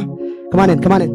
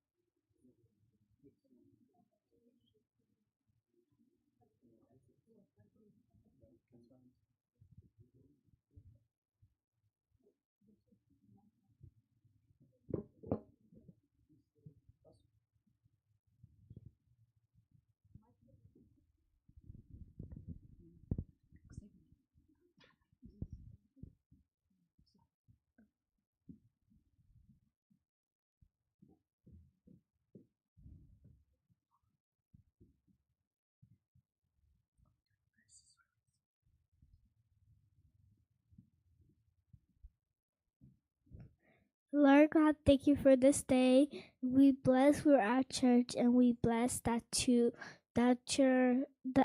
you're creating everybody this day. We pray that we're singing for you. In Jesus' name we pray, amen.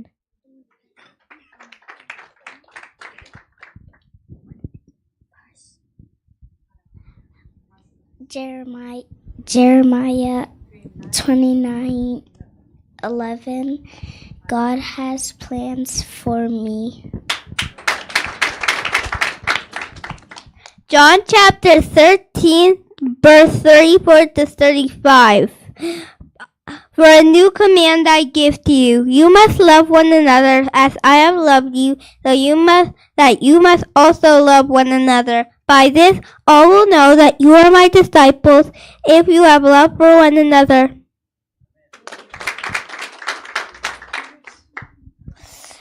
God bless you and keep you. My little children, let us not love in words, neither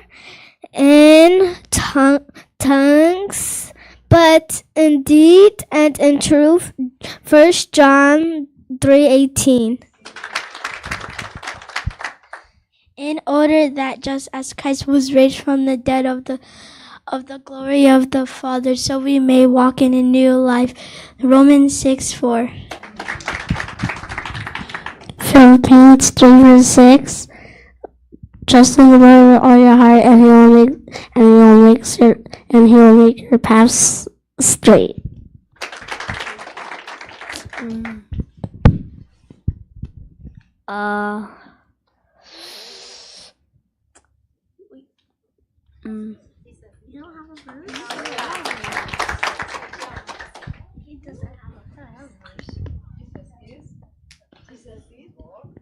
Jesus is Lord forever and ever.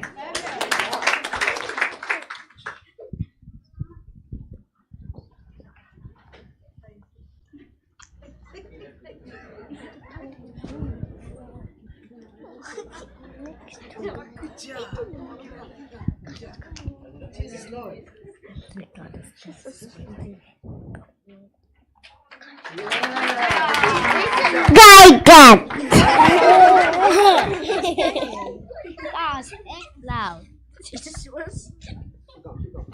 I can do all things through Christ.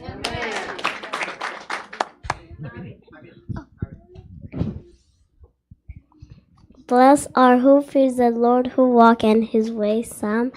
128:1.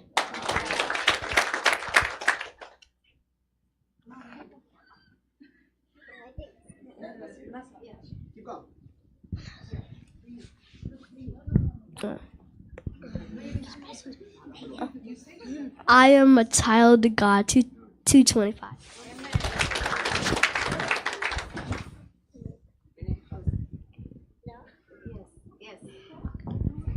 You're the lights of the world.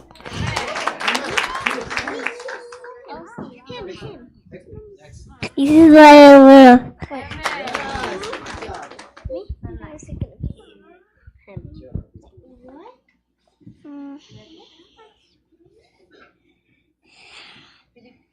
Philippians 4:4. Rejoice in the Lord always. I will say it again. Rejoice. Praise the Lord, sing the Lord. Be here, hallelujah, made it forever.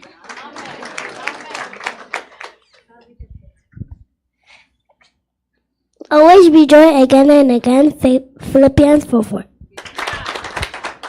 God protect us from the lion death. When Jesus died on the cross, he took all of our sin. Jesus magati hakim hiwatan iyo.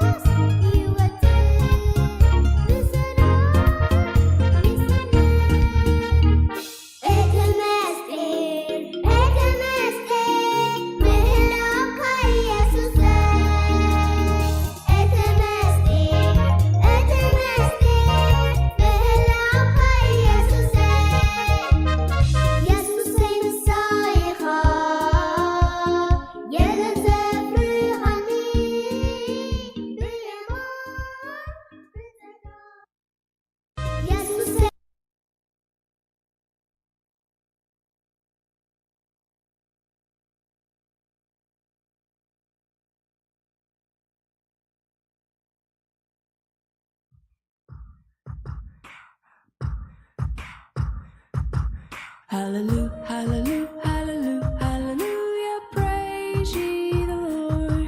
Hallelujah, hallelujah, hallelujah, hallelujah, praise ye the Lord. Praise ye the Lord, hallelujah, praise ye the Lord, hallelujah, praise ye the Lord, hallelujah, praise ye the Lord. Praise, what's that? It's a yippee yahoo, way to go, God. Praise, what's that? It's a yippee yahoo, way to go, God.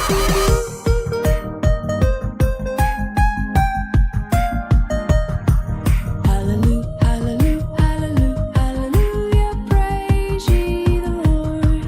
Hallelujah, hallelujah, hallelujah, hallelujah, praise ye the Lord.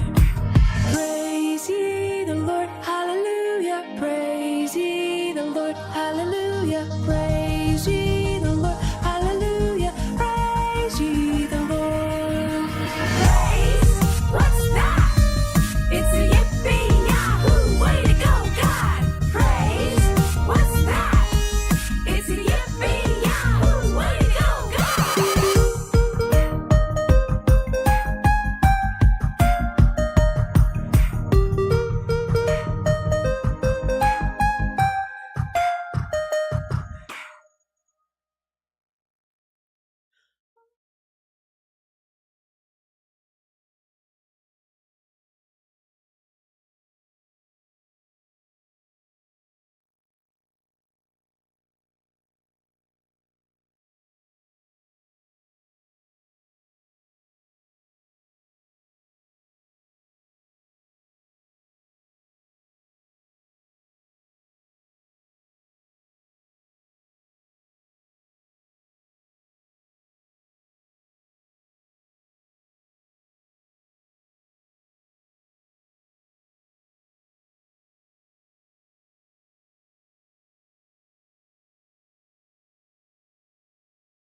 Hallelujah. Hallelujah.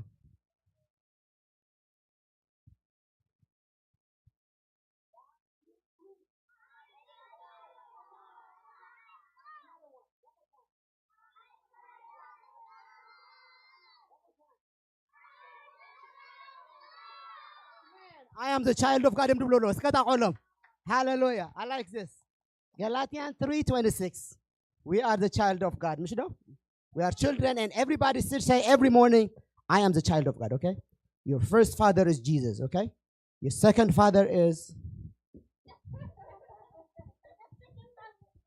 Burhan is our second father. Mishdo? Your first father is who? Jesus. Do you know this? Your first father is Jesus, okay? Your second fathers are here. One more time.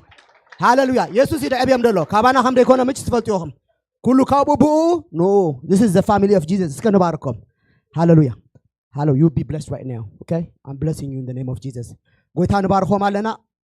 Dekahan Barhom Alena. Abs Ukui Zaman, Abs Ukui Gizig Abher, comes again Kadosa de Belkanum Temaskin. እግዚአብሔር ፍቃድ ካስረ ድቆጣጸሮም ደሎ ተመስገን እግዚአብሔር ሐሳብ ካስረ ድቆጣጸሮ ደሎ ተመስገን ጎደናታትካ እግዚአብሔር ስለትምህሮም ደለሃ ተመስገን ጎይታ በሁሉ ድኸዶ መንገድ ስኻ ምስኦም ሰደደለሃ ተመስገን ካብዚኦም አፖስትል ስለተውጽ ተመስገን ሃሌሉያ ፓስተራ ስለተውጽ ተመስገን እግዚአብሔር እዚኦምና መጀመሪያም ንእሽተይ ተኾነ መወዳእቶም ግን ዓብ ስለደኾነ ተመስገን እግዚአብሔር ሕጁን አዚና ነባርኻ ካለና ሕጁና አሃንበ ካለና ሕጁ ስኻም ተቀበሎም ክሳዕ ግዜ እርግኖም ስኻ ትሕልዎም ጸለና በስም ኢየሱስ ክርስቶስ ወደ አምላክ አሜን you are all blessed keep moving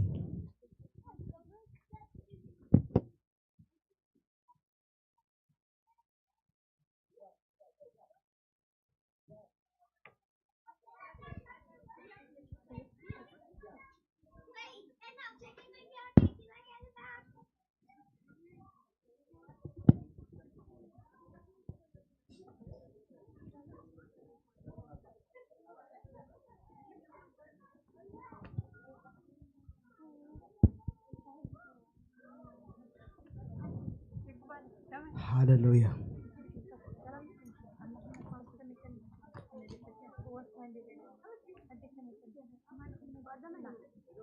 እግዚአብሔር ይባረክ ዶ ሐዋተ እግዚአብሔር ይባረክ ዶ እስከ ክብር ምጽሉ ፍላይ ዞም ቆልዑት ልወለድና ንሕና ደዕበናዮም ከይመስለኩም He's doing it. ስራሕ ሂቡ ነገራትን አስተኻኺሉ የትምህርት ደእቶም ኩሉ እሱ አሜን ዶ እስከ ክብር ምፁ ሰለስተ ጊዜ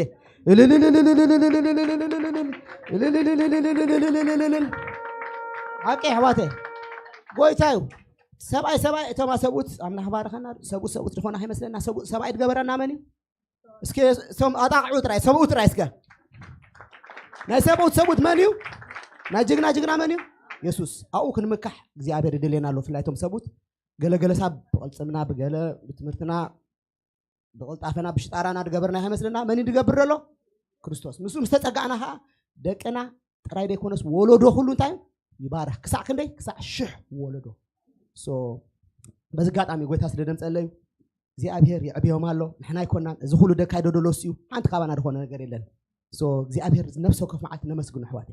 ተወፃና ተኣተና ሁሉና መካሕና መን እዩ ኢየሱስ ሓንቲ ነገር እብለኩም ኣለሁ ሓንቲ ነገር ንገብራ ካባና ኣይኮነትን እንታይ ኢሉ ጎይታ በደይ ባይ ሓንቲ ነገር ኳ በቃ ሰም ክትብል ገለሃት ማለት that's why thank you ኮፍ ክትብል thank you ቋሕ ክትብል thank you ካባይ ትበሃል ነገር የለን ኩሉ ካብኡ ንመን እዩ በቃ እዚ ፋሚሊ ናቱ እዩ ብኡ እዩ ብኡ ኸ ይዕብየሎ ካብ ጀነሬሽን ናብ ጀነሬሽን ከዓ ይሳግረላ ነው ጎይታ ይባረኽ ብኡ ትፈልጥዎም እዚ ዓለም ሕጂ this is end time ጸልሚቱ ይደሎ ካብ እዚ ሕጁን ክጸልሚቱ ቅድሚ መምርሁ ብዙሕ ሃርድሺፕ ኢና ንሓልፍ ደልና ግን ከምቲ በዓል ደሱድ ዝምሮ ደሎ እስኪ ባርኽዎም እስኪ መዘምራን ቅባት ሊወስኸሎም ኣምላኽ ይባርኮም ደይብና ኢና ነርና seriously this is not easy job ኩሉ ግዜ ኣብ ጸሎትኩም ዘክሮም ኣነ ዝክሮም እየ ኣሩ ሓፍተይ ኣብ ጸሎትኩም ዘክርዋ ናይ ብሓቂ እዚ ኣብዚ መጽያት ጽልዮ it's not easy እስከ ባርኽኩ በልዋ ኣምላኽ ሓዳራ ይባርኽ ነቲ ኣብዚ መጽኡ ድሰብካ እግዚአብሔር ባርኩም ሶ ምግልጋል ቀሊል ኣይኮነ ኣሕዋቴ I don't know why እግዚአብሔር ናብ ዝምጸንሎ ኩሉ ግዜ ነቲ ደገልግል ሰብ ዋላ ነቲ ማዕጾ ድኸፍት ነቲ ሻይ ደፈልሕ ኩሉ ሓደ ዓይነት ኣይኮነን ኣፖስተል ይኹን ገለ ይኹን ኩሉ ግዜ ምስ ገጠምጠሙ ስለደገልግል እንታይ ገብርዎ ፍለጥዎም ኣመስግንዎም ኣኽብርዎም ኣሜን ኣሕዋቴ ጎይታ ይባረኽ አንተ እንዳኣተኹ ኣሩ ኣብ ዝለንቅነ ድሓስቦ ነበርኩሲ ኣብ ረብዑ ከማን ቁርብ ተዛራሪብና ኣለና እሳጠቂሰስከ ስታንገብርና ኣሩ እንታይ ትብል ነራ ካብቲ ድኸበበና ወፂና ኢና ናብ ኢየሱስ ንመፅእ ትማል የስተንትነ ነረ ጎይታሲ እዚ ነገር ፃዓፅዩ በቃ እንታይ ዳይ what's happening in here ይብሎ ነረ ሶ ራእይ 2:7 እንታይ ይብል እዚ ንዘላቶ እቲ መንፈስ ንማሕበር ዝብለን ዘሎ ይስማዕ ነቲ ዝስዕር ካብታ ኣብ ገነት ኣምላኽ ዘላኦም ህይወት ክበልዕ ክበይ ኢልካ ሶ ሸገራት ነገራት ከቢውና ደሎ በብናና በብመልክዑ ቀይሕ ቢጫ ሰላማ ሰማያዊ ኩሉ እዚ ሁሉ ሰጊርካ ናብ ኢየሱስ ተተጸጊዕካ ሩባታት ማይ ህይወት ካብ ውሽጥ ካፉ አሜን ሓጎስ ክበዝሓልካ ሰላም ክበዝሓልካ ነገራት ክበዝሓልካ ኣነ ደበለኒ እድነግረኩም ደለኹ ኣጋጣሚ ስድድ መፀ እምበር ክነግረኩም ኣይሓሰብኩን እዚ ቀሊል ጌርካ ቤተክርስትያን በፅሕካ ክስታይ ጌርካ ተንበርኪኸ ከምዛ ቀሊል ንበሃል ነገር ካብ ድሕጂ እቲ ቀባዳማ ንዛረብ ነና ረብ በንጢሱ ድኸደ እቲ ድስዕር ቀባጥ ጥራይ ኢየሱስ I don't care about ሓዳር I don't care this I don't care እዚ ሁሉ ንገብረና እግረ መንገድና ዲኖ this ሓዳር ዶ ቆልዑ ዶ ስራሕ ዶ ኩሉ እግረ መንገድና ኣሜን ዶ ናቱ እዩ ነዚ ሁሉ ጥሒስካ ኢኻ ኣብ ቅድሚው ኣለኹ ትብሎ ክሳይድ ገብረካ እምበር ከምዚ ሕጂ ከምዚ ናይ ቀደም ቀሊል ከይመስለኩም ሓውድ መፅእ ደሎ ከቢድ ሶ ካብቲ ድኸበበና ፈንጢስና I don't care about this ከም ድኸደ ይኸይድ ኢልና ናበይ ክንፅጋዕ ኣለና ናብ ኢየሱስ ሽዑ ኣገና ኢሉ ይበልና ኣሜን ዶ ተረድዋ እዚኣ ብዙሕ ግዜ ድሓስበላ ነበርኩ ነገራት እንዳኸበደ ኸይዱ ቀሊል ከሎ ኸማን ፅቡቅ ጌርና ያምልኸና ኢና ይኩን ሓቀኒ ደድሕሪ ኸድና ደድሕሪ ናሕና ነገርና ኸድና ሕጂ ግዳ ነገራት እንዳፀንቀረ ኣብ ኣሜሪካ ደይተገብረ ነገር ክትሪኢኹም ኣብ ዓለም ደይተገብረ ብዙሕ ነገር ክሳዕ 2030 ብዙሕ ነገር ክትሪኢና ምስ እግዚኣብሔር ከም ትድብሎ ሪኢኹም መልእኽቲ ሁሉ ኣስተብሉ ኣነ ብዝተባሃለ ሰደድ ፈቱ ሪኢኹም ምስ ተፀገዐ ህላውነትካ ንኢየሱስ ሽግርና ሽግር ፈታሕ ይኮነን ናይ ጠበቃ ክስታይ ይኮነን ገለ ይኮነን ኢየሱስ ኣምላኽ እዩ ኣሜን ኣሕዋተይ ገለገለና ናይ ቁስሊ ሓካሚ ገለገለና ናይ ሽግር ክስታይ ገለመነ ናይ ጠበቃ ደማንዳ ፅሕፍ ከምኡ ይኮነን ኢየሱስ እንታይ እዩ ኢየሱስ ኣምላኽ እዩ እንታይ ክንገብራልና ንኡ ምስ ደለናዮ ኩሉ ክስዕበና እዩ ሶ ህላውነት ካብ ድብሉ ነይሮም ህላውነቱ ጥራይ ኣብሮነት የእግዚአብሔር ኣብሮነት ጥራይ ሂስ ፕሬዘንስ ጥራይ ይደለካ በዚ ኸይድካ እንታይ ከምደጋጥመካ ይትፈልጥና ኣሕዋተይ ያንደርስታንድ ሚ this is end time ስለ ጎይታ በሎም ስለድበለ ንብርኩም ለሁ ነገራት ቀሊል ኣይኮነን ሓዳር ከቢድ ኩሉ ነገር ከቢድ ምስ ኢየሱስ ተተጸጊዕካ ግን ኩሉ ነገር ቀሊል ኣሜን ኣሕዋተይ ሶ ካብታ ኣሩ ደበለቱ ዓንተይ ካብ ድኸበበኒ ወፂ ክብል ከለሆስ ኣምላኽ ኣዘኪርኒ ሪመምበር ኢልኒ ኣይኮነን ኣሕዋተይ ካብ ከባቢ ወፂ ኢላ ትብል ነይራ እዚኦም ኣሕዋተይ ርአዮም ከቢብኒ ደሎ እንታይ ይብሉ ነይሮም ሌፍት ኤንድ ራይት መን ኢየሱስ መዘመራን ካንተ ኢሎም ዝምሩ ነይሮም ካብ ቁፅፅርካ ድወፅ የለን ሶ እንታይ መስለኩም ኣሕዋተይ ካብ ሽግርና ካብ ዝንላዓለ ሽግር ስለ ድመፅለለ እዩ ኢየሱስ ኣሎ ዶ ክሓድ ድብል መንፈስ ክመፅ እዩ ክሓድ በቃ ኢየሱስ ተለሎ ቴከር ደገብረካ ሓደ ከም ኢሎ ሰይጣን ክሳይ እንዳገበረስ ኢየሱስ ኣምላኽ ኣመለኒ ትብል ኣምላኽ ተትሎ እንዳ ጫማ ሃደ ትቀይር ኢልዎ ጫምኡ ክሳይ ኮይና ነይራ ኣምላኽ ናይ ጫማ ናይ ገለገለ ይኮን ኣይኮነ እስራኤላውያን ከያደረጉ ነገራቶም ከያደረገ ጫምኦም ከያደረገ ክዳኖም ከያደረገ ኣትዮም ድማ 40 ዓመት ግን ሰይጣን ክድህለካ ከምኡ ክብለካ እዩ እንታይ ክብለኩም ደልየ ኣሕዋተይ እታ ኣብዚ ደላ ንመን ተፃሓፈት እያ ናብ መልኣኽ ማሕበር ኤፌሶን ፅሓፍ እቲ ኣብ የማን ኢድ 7 ከዋህብቲ ዝሓዘ ኣብ ማእከል እተን 7 ከዋህብቲ ቀንዴል ወርቂውን ዝመላለስ ከምዚ ይብል ኣሎ ግብርኻን ፃዕርኻን ትዕግስትኻን ነቶም እኩያት ሰባቱን ክትፆሮም ከምዘይከኣልካን ነቶም ሓዋርያት ኢና ዝብሉ እሞ ዘይኮኑ ተዓዚብካዮምሲ ሓሰውቲ ኮይኖም ከም ዝረኸብካዮምን ትፈልጥ ኣለኹ ትዕግስቲ ከዓ ኣለካ ስለ ስመይ ኢልካ ትፃወርካ ኣይሰልኪኻን ግናኸ ተቐዳመይቲ ፍቕርኻ ሓዲካ ያኻ ሞ ነዚ ረኺበልካ ኣለኹ ሕጂ እንታይ ማለት እዩ ኣሕዋተይ ንሕና እግዚኣብሔር ብደመጎስና ንኸይድ ኣለና ምሽ ግን ቀዳማይቲ ፍቕሪ ኣይትሕደጉ ኣነ ድፍተና ደለኹ ይነግረኩም ደለኹ ብድሓለፍ ናይ ሕለፍ ንየሱስ ሓዝዎ ኣሜን ኣሕዋተይ ብድሓለፍ ክንዕወት ኢና ብድሓለፍና ንሕለፍ ዓለማውያንን ከምዚ ኸማና ምሽ ጳውሎስ ከም ኢሉ ከምዚ ኸማና ይሓልፉ እዮም ኢሉ ግን ኢየሱስ ተሒዝካ እንታይ ብሂወት ክትነብር ኢኻ ክስዕር ኢኻ ንኢየሱስ ተገዲፍና ግን ከቢድ እዩ ዛስዋይ እግዚኣብሔር ድብለና ደሎ እዝኒ ዘላቶ እቲ መንፈስ ናማሕበር ዝብላ ዘሎ ይስማዕ ነቲ ስዕር ካብታ ኣብ ገነት ኣምላኽ ዘላኦም ሂወት ክበልዕ ከወይ ዛት ሚንስ ዋን ሞር ታይም ፈንጢዝና ናቤና ክንቀብር ናኦ በቃ ምሽግርና ፍንጥስጥስ ነዚ ድኸበብና ነዞም ግብፃውያን ደጊማ ትሪኦም ንምሹ ነዞም ድኸበብኩም ናይ ሓዳር ናይ ገለ ናይ ቁስል ናይ ገለ ሁሉ ፈንጢስና ናብ ኢየሱስ ምስ ቀረብና ከም ንጉስን እንታይና ካህናትን መንግስትን ይብሽልና ምሽ ኣዘ ኪንግ and as a priest ትነብር ነዚ ሁሉ ፈንጢስካስ ኢየሱስ ይሕሸኒ ምስ በልካ ማለት እዩ ደንቲ ካልእ እንታይ ከም ደኸለ ይፈጅ ከም ደልና ኣሕዋተይ ምክንያቱ እዚ ድመፅእ ደሎ ከቢድ ግዜ ናይ ብዙሕ ነገር ሓርሽም ስለ ዝሰርሕና ዘለና ኩሉ ሓደ ስለ ዝኾነ ነዚ እግዚኣብሔር ኣምፂዎ ደሎ እግዚኣብሔር ይባርኩም ንፀላለይ ኣሜን ኣሕዋተይ ነፍሲ ወከፍ ነዚ ቸርች ፀልሉ ነዚ ሞጋሰ ፀልሉ ነዛ ቸርች ኢላ ኣይኮነትን ደው ኢላ ደላ እግዚኣብሔር ደተንስኦም ሰባት ኣለው ድፅልዩ ሰባት ኣለው ደማልዱ ሰባት ኣለው ሶ ንኩሎም እንታይ ክንገብራና ኣሕዋተይ ክንፅልየሎም ኣለና ነፍሲ ወከፍና ክንፃላለየልና ጳውሎስ ክላገፅ ኣይኮነን ወይ ከምዚ ይበሃል ኢሉ ኣይኮነን ጳውሎስም ከማና ጠረብረብ ድብሎ ግዜ ነይሩ ኣሜን ከማና ኤልያስም ከማና እንታይ ዳ ነፍስና እንዳተፀላለና ደኺሙ ክሪኡ ከሎ ሰብ ትስቕ ኣይትበሉ ኣሜን ገለ ክሪኡ ከለኹም በቃ ኣጆኻ ምክንያቱ ስጋ ድኹም እዩ መንፈስ ግን ድልው እዩ እግዚኣብሔር እዚኣ በሎም ስደ ድበለን እዩ ጎይታ ምሳና እዩ እዚ ክዝመር ድዓለ ብጣዕሚ ደስ ኣቢሉሎ ንመን ስሚና ንፅውዕ ድሕልን ነገር ክመፅ እዩ ንኢየሱስ ጴጥሮስ ኣይተበጥረመን ኣሜን ዶ ዋን ሞር ታይም ጴጥሮስ ኣይተበጥረመን ተትበጥረም ምጣሓለ ነይሩ ኣይኮነን ሶ እንታይ ድብል እንደሎ ጎይታ ምስ ሽግርካ ከለካ ሰቕ ድበልካ ኣለካ ፀዋዓኒ ምስ ነገርካ ናይ ገንዘብ ሽግሪ ናይ ገለ ሽግሪ ናይ ሕማም ሽግሪ ናይ ሓዳር ሽግሪ ናይ ትምህርቲ ሽግሪ ኣይዶኖ don't know what it is but مشجرنا خلنا نيسوس عين بترملو يسوس مسبلك خفتح يسوس فتحي يسوع مفتحي يسوس كل سلامي حقوسي فقري أما حداري ودكتوري lawyer he's everything أمين رحمتي so እግዚአብሔር አተባባ አይም ስድበለን ነበር ናማ ሐሲበ ይኩንኩን አጆሁም ጎይታ ምሳናዩ ክብሪ ውሰድ እስኪ ሐንሳብ ክብሪ ምጽሉ ጎይታ ሃሌሉያ ሃሌሉያ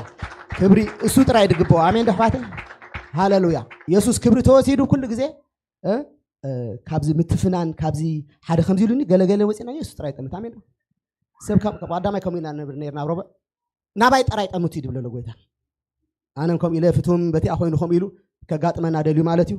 ናባይ ጠምት ናብቲ ድጉምፀስ ሓውካ ገለመለ ገረፈ ሓውካ ብምንታይ ከም ተሓልፈ ኣይትፈልጥና ሓፍትካ ምንታይ ከም ተሓልፈትና እስኻማ ብክንደይ ነገር ተሓልፍ ኩሉ ገዲፍካ ናበይ ናብ ኢየሱስ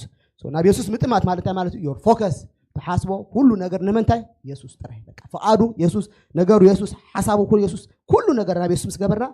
እቲ ብጥቃና ደሎ ድዘውር ከምዚ ልካ ከምቲ ልካ ድብል ከዓ ካባና ይልግስ ማለት እዩ አሜን ረሕባተይ ሶ እግዚአብሔር ከበረታታና ደልሎ አጆሁ ክስታይና አይን ደርቢ መሳሪያና አይን ደርቢ ካላሽንኮብና አይን ደርቢ ኦኬ በቃ አነ ከም ይድብለኒ ጎይታ ሓንሳብ ከምቢድ ነገር ይድመጽ ግን አታክ ስለ ድበዝሐዩ በቃ ሕጁን ኢየሱስ በቃ አይ ክሕድን ከምቶም ናይ ዳንኤል አሮኽቲ ባዓል አብዲ ነገር ገበሮ አይ ክሕድን እንተ ደዳ ክፈቱ ከድሕነና ከማ እንተ ደፈቱ እንታይ ዶንት ኬር ሶ ከምኡ ዓይነት እምነት ድፍተና ላ ግዜ አደላ ንኣኻትኩም እና አይን ይሓግዝ ጎይታ ከም ይድብለና ደሎ አምላህ ይባርኩም ረቡዕ 6 ፈርዓን ተኸኢልና በጃኹም ኩልኩም ምፁ أنا وسرح تلنا you have excuse سرح كلنا هلا كما يسرح كم دلنا نفلتنا جن تخيلنا نمسع كنسلينا زابيتم دوكتبل كتكسل زام حبر نفسك في دجال جلدوسوك عدوكبل تم حبر كعندات أنكر خير كنسلينا ربع عتدفو تمرتم يودا إدلو هذا هذا زي متعالى لنا discipleship صبويو سنبت تخيلنا أب جزينا نمسع أنا بزح قلت أنت بزحنا لو سكيجول لو قاله كنت تخيلنا عسرت نمسع زي أبي ربارة لومي زي بحفتنا نبز مسع نبغى 20 لنا دهريون أب قال أملاح كيدنا قال أملاح دكافلنا حونا فتوي أملاح يباركم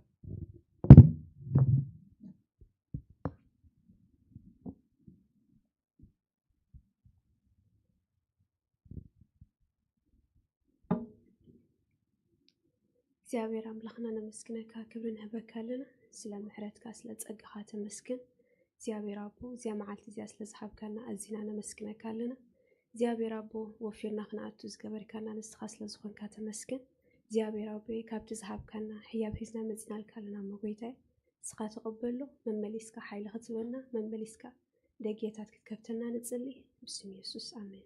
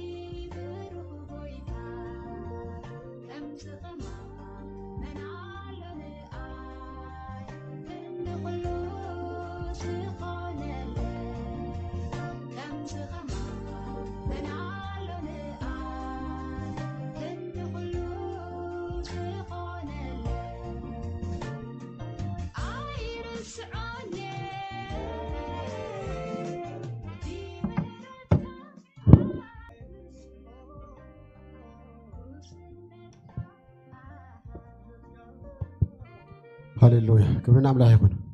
ኢየሱስ ክርስቶስ ጌታዬ አሜን ዶ እግዚአብሔር ይመስገን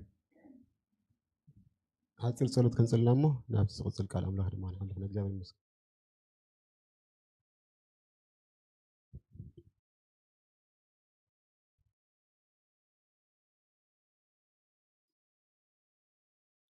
እግዚአብሔር አምላክና በጎይታና መድኃኒና በኢየሱስ ክርስቶስ ነመስነካልና አብይ አምላክ አሞስም ካይባረክ እግዚአብሔር አብዛኛው እንዳላንሞ እግዚአብሔር መንፈስ ቅዱስ ድማ ቃልካ ትገልጸልና በኢየሱስ ክርስቶስ ስም ንጽልይ ክብር ሁሉ ለአንተ ይሁን በኢየሱስ ክርስቶስ ስም አሜን እግዚአብሔር ይመስገን ሎሚ ካብ ቃል አምላክ እንካፈለ ድማ እግዚአብሔር ኢየሱስ ክርስቶስ እንታይ ይብል ብሉጽ አሜን ዶ ኢየሱስ ክርስቶስ እንታይ ብሉጽ እግዚአብሔር አምላክ ይመስገን ኣብ ዕብራውያን ምዕራፍ 1 ጥቅሲ 1 ክሳብ 3 ከንብብ እሞ ومسرد ما እግዚአብሔር አምላክ ይመስገን ነቲ ቃል አምላክ ሸር ክንገብርና አምላክ ብዙሕ ሰዓን ብዙሕ መንገድን ቀደም ነቦታትና ብነቢያት ገይሮም ዝተዛረቦም ኣብዘን ዳሕርወት መዓልታት ንዓና በቲ ወራሲ ኩሉ ዝገበሮ ብእውን ዓለም ዝፈጠረ ወዱ ገይሩ ተዛረበና ንሱ ናይ ክብሩ ነጽብራቅን ቅርጽ ባህሪ እንከሎ ኩሉ እውን ብሓይሊ ቃሉ ጸይሩ ከሎስ ምንጻሕ ሓጢያትና ምስ ገበረ ኣብ የማን ኣብ ላዕሊ ኣብ የማን ግርማ ተቐመጠ ይብለና እግዚአብሔር አምላክ ይመስገን ናይ ዕብራውያን ጸሓፊ መጀመሪያ ናይ ዕብራውያን ጸሓፊ ንስተይ ታድሕረ ባይታ ንስተይ ክዛረብሞ በመሰረት ድማ እግዚአብሔር አምላክ ይመስገን ክንቅጽልና መልእክቲ ዕብራውያን መዓስ ከም ዝተጻሕፈ ዝሕብረና ብትክክል ግዜ የለን ናይ ዕብራውያን መጽሓፍ ማለት እዩ ምክንያቱ ስለምንታይ ዘምጽዮ እቲ ብሉጽነት ናይ ኢየሱስ ክርስቶስ ኣብ ኩሉ መጽሓፍ ቅዱስ እኳ እንተሎ ነገር ግና ኣብ ዕብራውያን ግን ፍልይ ብዝበለ እዩ እግዚአብሔር አምላክ ይመስገን ካብ ምዕራፍ 1 ጀሚርና ክሳብ ምዕራፍ 13 ወይ ከዓ ብፍላይ ክሳብ ምዕራፍ 11 ዘሎ እንተዳኺና ኢየሱስ ክርስቶስ ሓደ ብሓደ ምስ ኩሎም ዝዋሃደሩ ሓደ ብሓደ ኢየሱስ ካብ ኩሉ ይበልጽ ኢሉ ሓልፊ ይኽእል ነይሩ ኮይኑ ብጥቕልሉ እንታይ ገብር እንታይ ሓልፊ ይኽእል ነይሩ ኢየሱስ ክርስቶስ ካብ ኩሉ ይበልጽ ኢሉ ጥቕሊሉ እንታይ ገብር ክሓልፍ ይኽእል ነይሩ ነገር ግና every single ካብ መላእክት ጀሚሩ ካብ ነቢያት ጀሚሩ ካብ ኣቦታት ጀሚሩ ሙሴ ኢያሱ ካህናት من كذي العلة حدا بحديو مس كلهم بكومباريزم درجة نوادا درة يسوع كريستوس كم زبلتيو زري الناس يا أملاخ مسكين سلازي نا إبراهيم صحافي من كم زخنا وين فلتنا معسكر متصحفة ينفلتنا حدا نقدر قلنا نفلت من الوقت كاب تصحف انت دعم بيكم من إبراهيم مشهور كان بيبصح جنب بيكم من لهم قدمي مفراس بيت مقدس نا يرسالين كم زخنا جن نراقصنا مغنياتو بدحري نيرو تزخون بزعبة بيت مقدس هي متزارب النيرو ويون قال كله ما حبنا نيرو بزعبة هذا فرزت بيت مقدس مارتي سلازي 7 عامة مهرتيا أتا بيت مقدس فريسة بنقص نيرو مالتي أتا زمكو حلا زنبور إسرائيلاويان أيهر زمكو حلا زنبورو نقص نيرو مسين تاجروا أفريسوا لذي نايبراوان صحافي قدم مفراس ذا بيت مقدس زيا كم زحافة بزح ملكتات كبرنا يخيل يبذل صحفات مالتي قدم مفراس دحوري تزهون بزح نجار بزعما كم زفرسة ز تنبهلنا حسابات من برانيرو جابر أملاخ مسكين تا بيت مقدس كم زولكم مع آسيا فريسة أو 7 عامة مهرتيا فريسة ندقص نيرو مزيو دحر خلت عامة كبابا نتا بيت مقدس تاجروا أفريسوا أكاسيلوا سلازي نبريا نبرو خينا مالتي الجبت بيت مقدس نبرتا أبتكرن أوريا مالتي أبا حجي أنت يا زلا أبيت من مسجد الله ترى يوم تريوات ونقم بورك زلا بلا علي مالتي ثم مكابيا كي علو حجي ستيل على مكابيا مالتي أيهود كخون خينا من أوت ويست سايد يوم كيدم تاجرهم أبو كيدم تساليمهم زمزم مالتي أبو توشتي يعطوني سلازي تابت مقدس مع آسيا فريسان ترى لنا ب7 عامة مهرت فريسان مالتي جابر أملاخ مسجد كم زبالكم لا إبراهيم صحاب من كم زخونا يفلتن قالين باولوس يبلو أبولوس يبلو برناباس يبلو بزخونا حنت نقدر كنتين فلت جابر أملاخ مسجد منفس قدس كم صحابه تنفاس منفس قدس كم زنفسه كن تين قبر نستوعب جابر أملاخ مسجد نا إبراهيم صحافي كاب كله فلي بزبالة إبراهيم زبلت قال تطعم له إبراهيم أين قد سمع يكون أنا قرص بدي أيكون بعد روبيل بعد نفتاليم يهودا ترى لنا نايم تايم ناين قد اسمي إبراو قلنا ناين قد اسمي يكون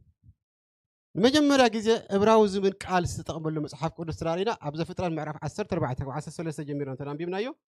تي لوط مستمر 5 وسده ناب إبراهيم مسجد نجارو نت إبراو يبلا شو إبراهيم انتهي بلو تي إبراو يبلا سبرا ملاخ مسكن تي إبراو يبلا سلازي إبراو زبل قال أو مجمرة جزء مصحف قدسنا المعرفة 10 3 نو سوري المعرفة 10 4 إبراو زبل قال تطعم ولا جابر ملاخ مسكن هجت إبراو انتهي مرتين تدعينا وكم زبلكم ناي نجد اسمه يكون إبراوي ناي على اسمه يكون إبراوي مالت سلمتين إبراو صحاف إبراويان يلو تطعم زولن ترايلنا living across the river كينو سجل ربع من بحر مالتي كنا انتهي من بحر بكا بحر تساجر كا من بحر داي لكم بحري تساجر كا من بحر إذا سمعت تاشي مالتي ترجم مالتي إبراوي واي كنت قال زي تطعمون إبراهيم صحافي سلمتاي كومز بالقال كلا عانت تقام يخل نيرون ترايلنا إذا بسبات زيهم إبراهيم سبات بوزح من قدس أب نفسهم أبدي خامز نبروت الجزية صحف تصحف سلازي تفعليهم كنبرو تساجيرهم كنبرو زدالي أنا جالس أزول إبراهيم بالقال طيمه جبر الله مسكين اسك نز حبرنا نجر ترى هالي أب اسك ياسم عرف إسرائيل 4 ياسم عرف إسرائيل 4 واللي هم كبس حمات هون هم بمن باب قدمكم هنا ولدي ياسم عرف إسرائيل 4 كل تنسلسن تلعب بينا سوري ياسم عرف إسرائيل 4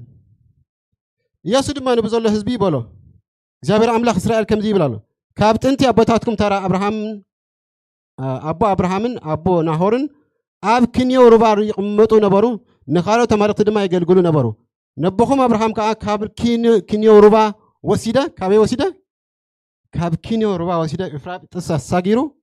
ናብ የምጽኦ ማለት እዩ ናብ እስራኤል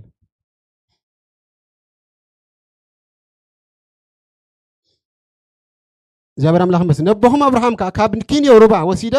ኣብ ኩላ ምድሪ መከናን መራሕክዎ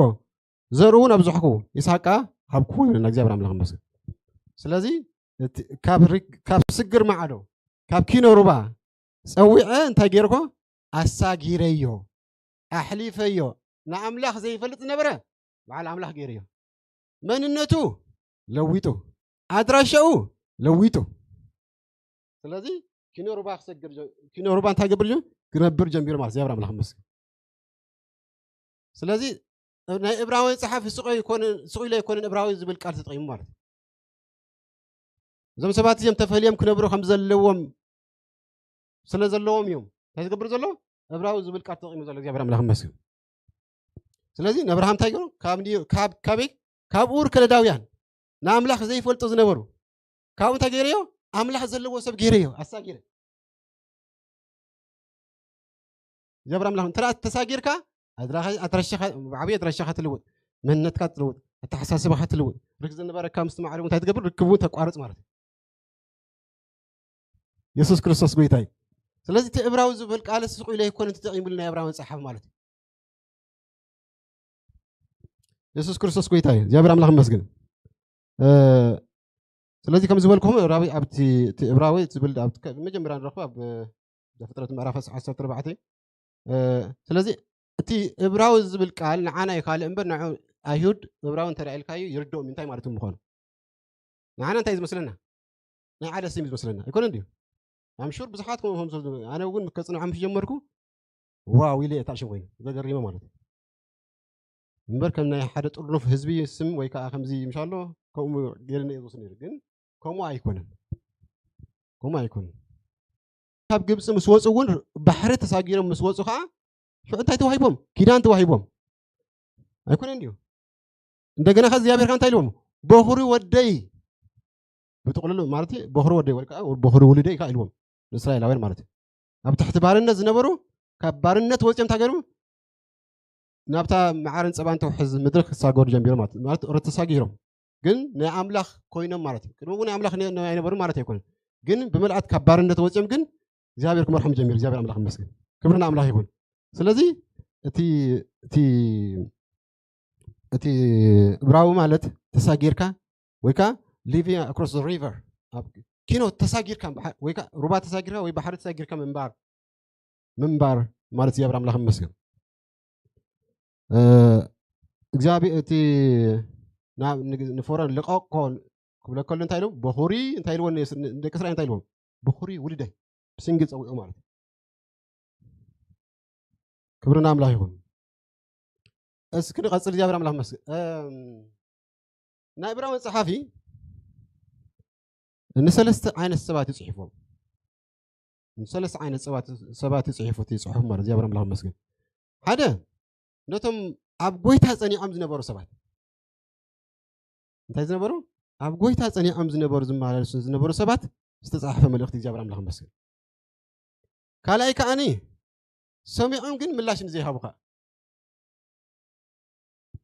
ምላሽ ንዘይሃቡ ከመይ መስልኩም ምላሽ ሰሚዖም ትረዲዎም እሺ ወይ ዕሩኽትኩም ትፈልጥዎ ትኾኑ ወይ ቦታ ቦኻ ኮኑ ወዲኻ ወይ ካልእ ቀረባኻ ዝነብሩ ወይ ዕሩኽትኻ ጎይታ ይርድኦም እሺ ግን ነገራት ይሕዞም ናይ ኣቦይ ናይ ኣደይ ኣበይ ክቕበር እየ ናበይ ክኸይድ እየ ከለኸ እንታይ ይብለኒ ተረዲዎም እኮ ብርትዕ ደረጃ ግን ንምውሳን ግን ዓቕሚ ዝሰኣኑ ማለት እዩ ናብ ከምዚኦም ዓይነት ሰባት ዝተፃሕፈት ከዓ እያ ተመልእኽቲ ማለት እዩ ሳልሳይ ከዓ ንጎይታ ከዓ ዘይፈልጡ ከዓ ዝተፃሕፈት መልእኽቲ እግዚአብሔር ኣምላኽ ይመስገን ስለዚ እቶም ተደራስያን ሰለስተ ዓይነት እዮም ማለት እዩ እቶም ተደራስያን ናይዛ መልእኽቲ ተደራስያን ሰለስተ እዮም ማለት እዩ ብምሉእ ልቦም እንታይ ዝገብሩ ንኣምላኽ ዝስዕቡ ላንጋ ዘለዉ ዘይወሰኑ እቶም ሳልሳይ ከዓኒ ንኣምላኽ ከዓ ዘይፈልጡ ማለት እዩ ወይ ከዓ ስለ ክርስቶስ ስለቲ ምድሓን ስለ ናይ ሓድሽ ኪዳን እቲ ትርጉም ስለ መስዋዕቲ ብፍላይ ምዕራፍ 9 ተራኺና ብፍልይ ዝበለ ካብ ንኣማኒ እዚኣ ኣማኒ እያ ትቐርብ ንኩልና እኳ ዝውክለና እንተኾነ እግዚኣብሔር ኣምላኽ መስግን ግን ናይቶም ዘይኣመንቲ እያ ተብል ማለት እግዚኣብሔር ኣምላኽ መስግን እቶም ዝድሓኑ ንኣብነት ኣብ ምዕራፍ ዕብራውያን ምዕራፍ 10 ካብ 32 ክሳብ 39 ተኣንቢብና ኣብኡ ንረኽቦና ነቶም ንዝድሓኑ ኣብ እምነቶም ክፀንዑ ዝተዘርበ ቃል ኣሎ እግዚኣብሔር ኣምላኽ መስግን ካልኣይ እቶም ሰሚዖም ከዓ እንታይ ዝጋብሩ ግብረ መልሲ ወይ ከዓ ምላሽ ንዘይሃቡ ንዘይ ብርቱዕ ደረጃ ተረቲዖም ግን እንታይ ዝገብሩ ዘይወሰኑ ሰባት ከም ዝብለኩም ዘለኹ ይርድኦም እሞ ጎይታ መድሓኒ ምዃኑ ኩሉ ነገር ይርድኦም እሞ ብሂዳ ክቕበር እየ ኢሉ ዝሓስብ ተረሃልዩ ከምዚኦም ዓይነት ወይ ከዓ ኣይሁድካ ንኣብነት ኣብ ዮሃንስ ምዕራፍ 12 ተራንቢብና ዮሃንስ ወንጌል ዮሃንስ ምዕራፍ 12 ካብ 42 ሶሪ ካብ 42 ምስናዚ ግና ብዙሓት ካብ መኳንንቲ ይብኡ ኣመኑ ግናኸ ካብ ናይ ኣምላኽ ክብሪስ ናይ ሰብ ክብሪ ኣብሊፆም ስለ ዝፈተው ካብ ቤት ጸሎት ምእንቲ ከይሰግዎም ካብ እንታይ መታን ከይሰግዎም ካብ ቤት ጸሎት መታን ከይሰግዎም ብሰሪ ፈሪሳውያን ኣይጋሃዱን እንታይ ብሰሪ ፈሪሳውያን ተረዲዎም ብርትዕ ደረጃ ግን ካብ ቤት ጸሎት ወይ ካብ ቤት መቅደስ መታን ከይባርርዎም ምእታው ከይከልዎም እንታይ ገይሮሞ ንዓም ሰሚዖም ካብ ንኣምላኽ ምስማዕ ንመን ሰሚዖም ማለት እዩ ናይ ይሁድ ወይ ከዓ ናይ ፈሪሳውያን ሰሚዖም ማለት እዩ ክብሪ ንኣምላኽ ይሁን ስለዚህ ዕብራውያን ምዕራፍ 2 እንተናቢብናዮ እውን ዕብራውያን ምዕራፍ 2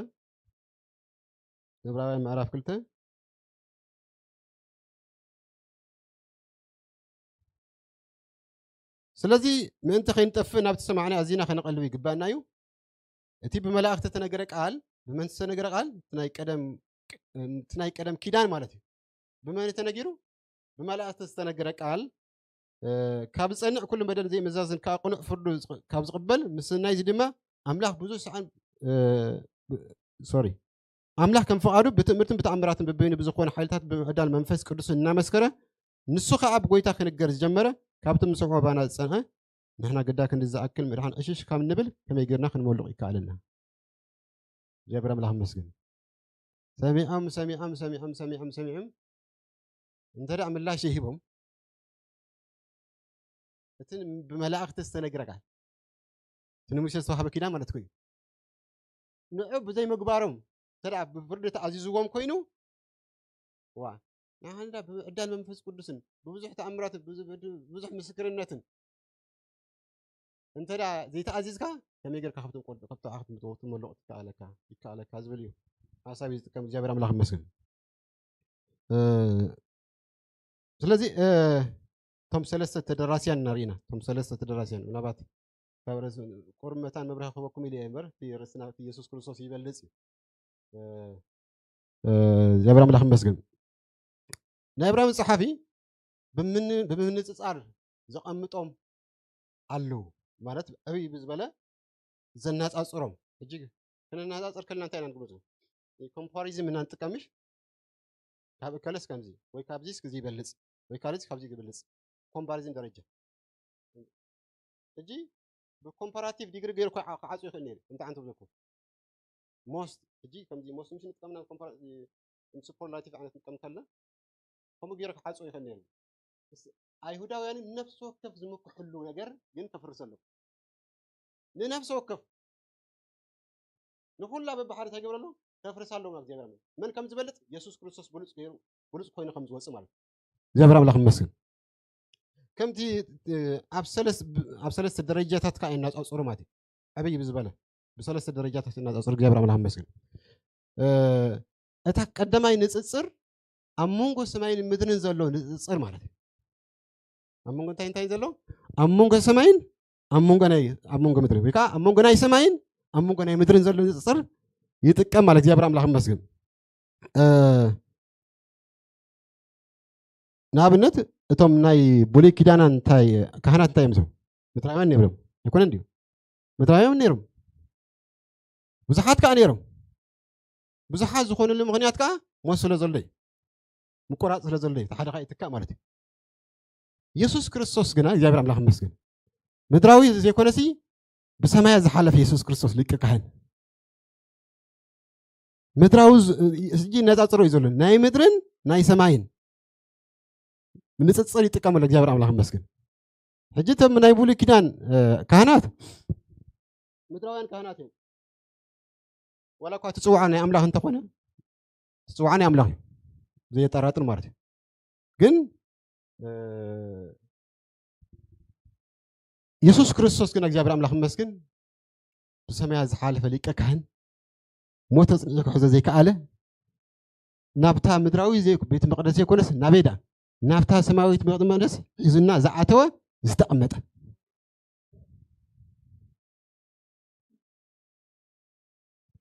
እቶም ናይ ብሉይ ኪዳን ካህናት እኮ ኣትዮም ከይቅመጡ ነይሮም ደው ይብሉ ነይሮም ኣይኮነ እንድዩ ይኣትዉ ነይሮም ሓደ ዓይነት ሓሳብ ደው እዮም ዝብሉ ኮፍ ይኮኑ ዝብሉ ኢየሱስ ክርስቶስ ግና ናብታ ሰማያዊት ናብታ ምድራዊ ዘይኮነሲ ናብታ ሰማያዊት ናብታ ትፈርስ ዘይኮነሲ ናብታ ዘይትፈርስ ናብታ ሓደ ንጉስ መፂም ዝሓየለ መፂም ዘፍረሳ ዘይኮነሲ ናብታ ኩሉ ንጉስ ናይ ነገስታት ዘለዋ ዘለዓለም እግዚአብሔር አምላክ ይመስገን ናባዩ ኣትዩ ንመን ከዓ ሒዝና ኣትዩ ንሕና ሒዝና ኣትዩ እግዚአብሔር አምላክ ይመስገን ስለዚ ናይ ሰማይን ናይ ምንታይ ንፅፅር ይጥቀመሉ እዩ ናይ ሰማይን ናይ ምድርን ንፅፅር ይጥቀመሉ ማለት እዩ ከም ዝበልኩኹም ብርክት ምፅዋዕ ናይ መን እዩ እቶም ወላቶም ናይ ብሉይ ኪዳን ናይ ምንታይ ነይሩ ናይ ኣምላኽ ፅዋዕ እዩ ግን ነታ ፅላሎት እዮም ዘገልግሉ ነይሮም ምሳ ንመን ንፀላሎት ናይታ ሰማይ ዘላ ፅላሎት ማለት እዩ እግዚአብሔር አምላክ ይመስገን ሕጂ እቲ ሕግስ ኢንኮምፕሊት ማለት እዩ እዚ ናይ ክርስቶስ ኪዳን እንታይ ግን ኮምፕሊት እግዚአብሔር አምላክ ይመስገን ክብሪ ኩን ንጎይታ ይኩን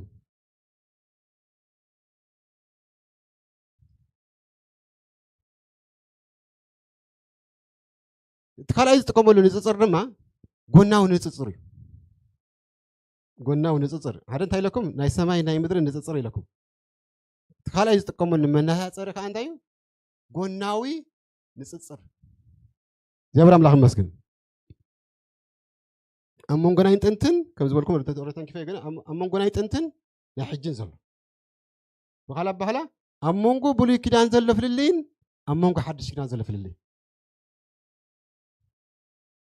እግዚአብሔር አምላክ ይመስገን እቲ ናይ ብሉይ ኪዳን ሕጊ እኮ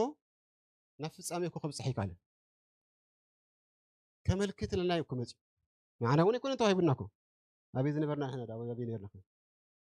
ኣይተሓሰብናን እውን ናብ መን መፅኡ ናብቶም 12 ነገድ እስራኤል ብመን ብሙሴ ከም ብኢድ መልኣኽ ካብ ኣምላኽ እግዚአብሔር አምላክ ይመስገን እሱ ናብ ፍጻሜ ከብፅሕ ኣይኮነን መፅኡ ነቲ ተስፋ ዝኾነ ዘለዎ ክርስቶስ ናይ ዘል ተስፋ ክሳዕ ዝመፅእ ቀፃዒና ኮነ ይብለና ገላትያ ምዕራፍ 3 ቀፃዒና ኮነ እቲ ናይ ብሉይ ኪዳን ሕጊ ብመሰረቱ ንህዛብ ኣይተዋህበን بمصر من توهبن أي توهبن نهزا بيتوهبن ولا ونكو كهان كهون أنت رايلوسي كم نقدر يهودا يهون دي يكون يقذف يرخبا مالتي كون ركبنا مصحف كدس كان جبر بلا خمس كهون تخينو كابناي أرون هيك كهان كا جبر بلا خمس قال أي فكرني كابنا أبو مالتي ولا أيكون هذا بس أب إسرائيل كوين كمان توصلوا زار يوم كانت لك كانت زخونو نتي نتقعز كل خير كل ونتي تابوت اليوم قال شكمول توز سبعة اللو استمدوا سبعة اللو زخونة سبعة اللوني ومتيم كابن نفتاليم اليوم كاب قال لي متيم تجبرون هاي حزواني تنكفونيهم نتي مدراوها الحرق يجوك እግዚአብሔር ሲ ከመይ ገረ ክርስቶስ ከም ዘኽበረና ኮና ንዝንጓ እግዚአብሔር አምላክ ይመስገን ስለዚህ ኣብቲ ኣመንጎት ናይ ኣመንጎ ናይ እስከ ናይ ጎናው ንጽጽር እንደለኩም እግዚአብሔር አምላክ ይመስገን ዕብራዊ ምዕራፍ 8 ካብ 7 እስከ ነብብና ዕብራዊ ምዕራፍ 8 ካብ 7 نتقدم كنا من كيف تزيه له نتخلي سفرة عمت دليون نيرو سلجي كا إن ننقفهم كم زيبل إنه ምስ ቤት እስራኤል ምስ ቤት ይሁዳን ሓድሽ ኪዳን ዝኣተወሎም መዓልታት ክመጻየን ይብል እግዚአብሔር ከምታ ብኢደ ሒዘ ካብ ምድሪ ግብፂ ከውፅኦም ከለኹ መዓልቲ ምስ ኣቦታቶም ዝኣተው ኪዳን ኣይኮነን ንሳቶም ብኪዳነይ ኣይጸንዑን እሞ ኣነ እውን ሸለል በልክዎም ይብል እግዚአብሔር ድሕሪተን መዓልታት እዚኣተን ግና ይብለና እግዚአብሔር ኣምላኽ መስገን እግዚአብሔር ኪና ንረኽበና ኣብ ኤርምያስ ምዕራፍ 31 ኪና ንረኽበ ሰቀለ እግዚአብሔር ኣምላኽ መስገን ኤርምያስ ምዕራፍ 31 ኪና ተንቢብና ብትክክል ከም ዘላታ ሰቀለ እዚኣ ንረኽበና ድሕሪተን መዓልታት እዚኣተን ግና ምስ ቤት እስራኤል ምስ ዝኣተው ኪዳን እዚ እዩ ንሕጋጋተይ ኣብ ምንታይ ከስቦም ኣብ እምኒ ዘይኮነሲ ኣብ ልቦም ክፅሕፎ ንሕጋጋተይ ኣብ ልቦም ናብ ሓሳቦም ክእትዎ ኣብ ልቦም ክፅሕፎ እየ ኣነ ኣምላኾም ክኾኖም ንሳቶም ከዓ ህዝቢ ክኾኑ እዮ እሞ ይብል እግዚአብሔር ዓመፆም ክምሕር እየ እሞ ንሓጢኣቶም እውን ድሕሪ እዚ ኣይክዝክሮን እየ ኣሜን ካብ ንእሽቶም ክሳብ ዓብዮም ዝፈልጡኒ ስለ ዝኾኑ ነፍሲ ወከፍ ንወዲ ዓዱ ነፍሲ ወከፍ ንሓው ንዝጊ ፍለጦ ኢሉ ኣይክምህሮን እዩ እግዚአብሔር ኣምላኽ መስ እንታይ ስለ ዘለዎ መንፈስ ቅዱስ ኣብ ውሽጡ ስለ ዝተጻሕፈ ኣብታ ጽላት እምነት ይኮነሲ ኣብ ጽላት ውሽጢ ኣብ ውሽጢ ስለ ዝተጻሕፈ ንገሯ ንሓደ ንወዲ ዓዱስ ንገሯ ይብልኒ ኦርቲ ውሽጢ ዘሎ ምስክርነት ኣይግድን የድሊ ግን ኣብ ውሽጢ ግን ርትዕ ዝህቦ መንፈስ ቅዱስ ግን ኣምላኽ ምዃን ወዲ ኣምላኽ ምዃን ርትዕ ዝህቦ ግን መንፈስ ቅዱስ እዩ እግዚአብሔር ኣምላኽ መስግን ስለዚ ካብ ንሸውዓ ክሳብ ዓብዮም ሲ ንኣምላኽ ፍለጦ ደስን ወዲ ዓዱስ ኣይክነግሮን እዩ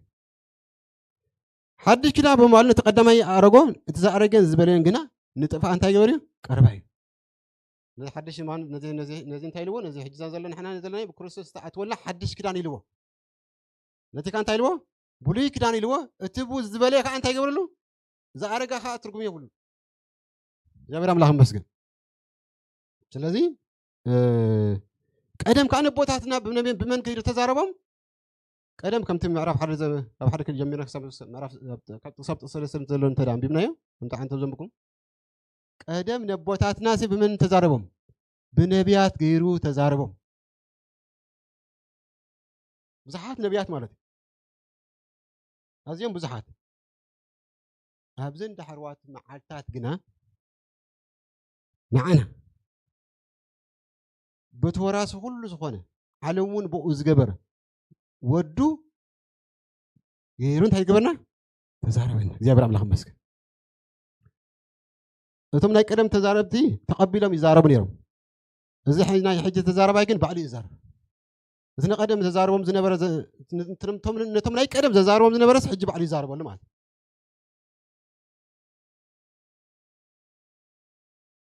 ነቶም ናይ ቀደም መልእኽቲ ዝህቦም ዝነበስ ባዕሉ ሕጂ ብኣካል መፅእ እግዚአብሔር ኣምላኽ መስገን ንዓና ግና በተወራሲ ሁሉ ዝገበረ ዓለም እውን ብኡ ዝገበረ ወዱ ገይሩ ተዛረበን ንሱ ናይ ክብሩ ነፀብራቅ ቅርፂ ባህሪኡ እንታይ ይብለና እግዚአብሔር ኣምላኽ መስገን ስለዚ ኢየሱስ ክርስቶስ እንታይ ማለት እዩ ኣምላኽ እዩ ማለት እዩ ኢየሱስ ክርስቶስ ኣምላኽ ይኮነ ማለት እዩ እቶም ናይ ቀደም ማለት እዩ ኢየሱስ ክርስቶስ ግን ኣምላኽ እዩ እትዮም ሞት እዮም ኢየሱስ ክርስቶስ ግን ንሞት ስዒሩ ሓንሳእ ዝተንሰ እዩ እትዮም ሓለፍቲ እዮም ኢየሱስ ክርስቶስ ግን ዘይሓልፍ እዩ እግዚአብሔር ኣምላኽ መስገን እትዮም ምንፃ ሓጢኣት ምስ ገበሩስ እንደገና እንታይ ይገብሩ ነይሮም ምንፃ ሓጢኣት ይገብሩ ነይሮም እንደገና ዓመት ማለት እዩ ወይ ካብ ዝተወሰነ ግዜ ኢየሱስ ክርስቶስ ግን ሓንሳብ እናሓዋርን ነቲ ሓጢኣት ዝወገድ እግዚአብሔር ኣምላኽ መስገን ዓመት ኣብ ክንዳና ዝስዋዕ መስዋዕት የለን ሕጂ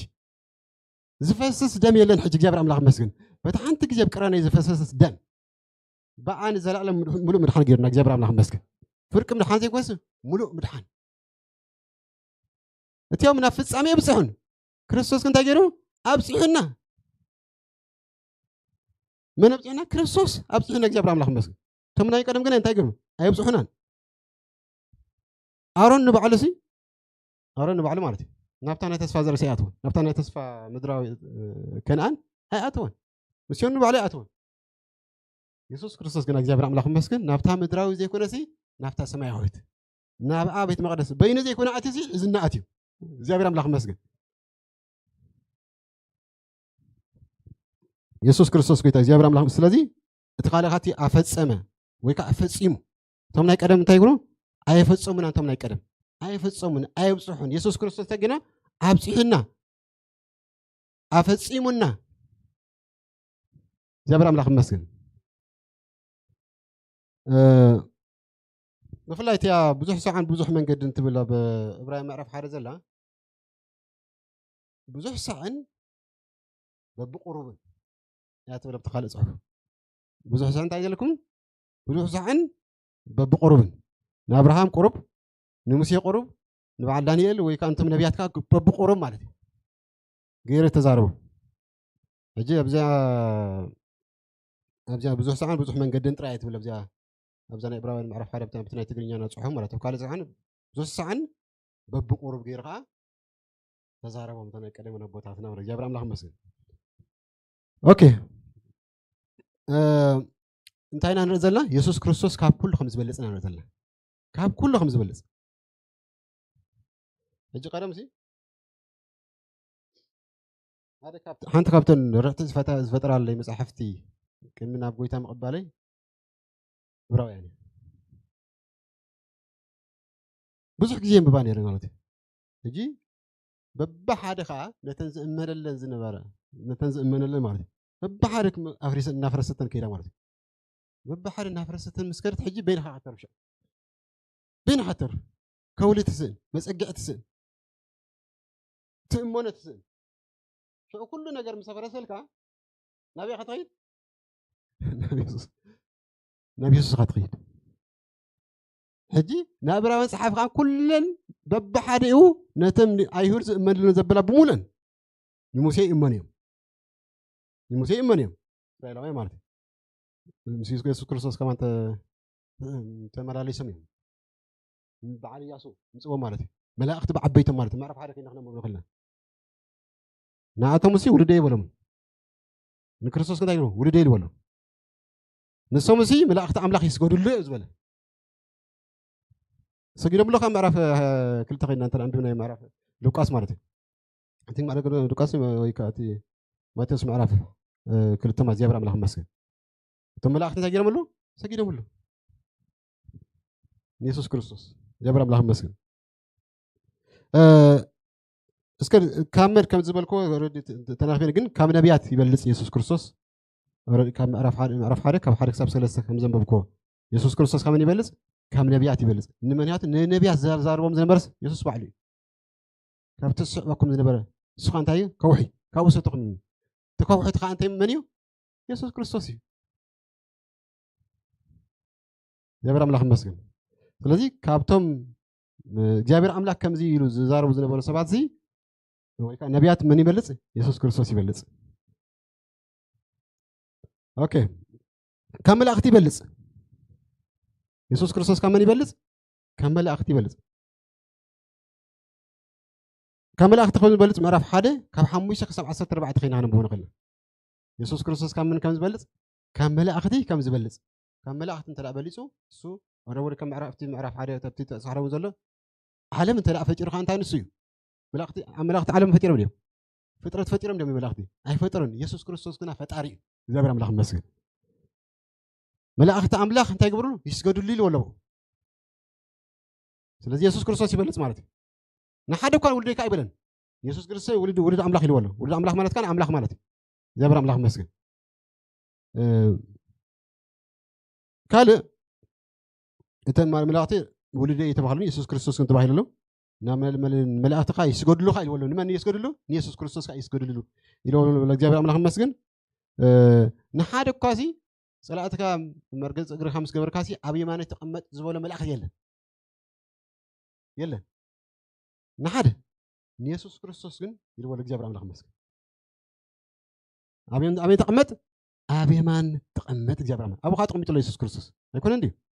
ኣብ የማን ግርማ ኣምላኽ ተቐሚጡ ኣሎ ኢየሱስ ክርስቶስ ኢየሱስ ክርስቶስ እንታይ ዝበለፀ እዩ ካብ ኩሎም ፅዋ ኣብ ዓለም ዘበለ እንወዳድሮ ነገር ኢየሱስ ክርስቶስ ይበልፅ ካብ ኣብ ሰማይ ዘሎ ኩሎም እንወዳድሮ መላእኽቲ ድዮም ኩሎም መን ይበልፅ ኢየሱስ ክርስቶስ ይበልፅ እግዚአብሔር ኣምላኽ ይመስገን ካልእ ኸ ካብ ሙሴ ኸ ይበልፅ ካብ ሙሴ ምዕራፍ 3 ከይና ክነብቦ ንኽእልና ሙሴ ኣዝዩ እሙን ከም ዝነበረ ይዛረበና ዋላ ዘህልቁ ምዕራፍ 12 ተናቢብና እዩ እሙን ከም ዝነበረ እሙን ኣገልጋሊ እግዚአብሔር ኣምላኽ ይመስገን ሕጂ ከም ኣገልጋሊ ኢየሱስ ክርስቶስ ግና ውሉድ ከም ውሉድ ኮይኑ ዝማለስ እግዚአብሔር ኣምላኽ ይመስገን موسى كم أنو باري يسوع كريستوس كنا كم أمون ولد كم ولد مالت يا برام لهم مسكين موسى كم قليا أملا يسوع كنا همتاي كم قويتا يا برام لهم مسكين كم زبالكم معرف إبراهيم معرف سلسة كم حرك 17 شيعة تزلوا كنا خلنا ببنا خلنا كابي ياسون كم زبال يسوع كريستوس أبو خلنا خلنا برك جابر مسكين كاب كهنات كم زبالت كاب كهنات من الأمرات كلهم بوصل ذيكل كاب كهنات كم زبالت إبراهيم معرف شو عته كاب إسران سلستن كسب إسران شو منتن زلنا ترى بيبناي ويون كاب إبراهيم معرف 4 كاب 10 كسب إبراهيم معرف حمشة كسب 10 زلمات مس كهنات زي واتات رقع مسينم كهنات مسمنا يمدرك كهنات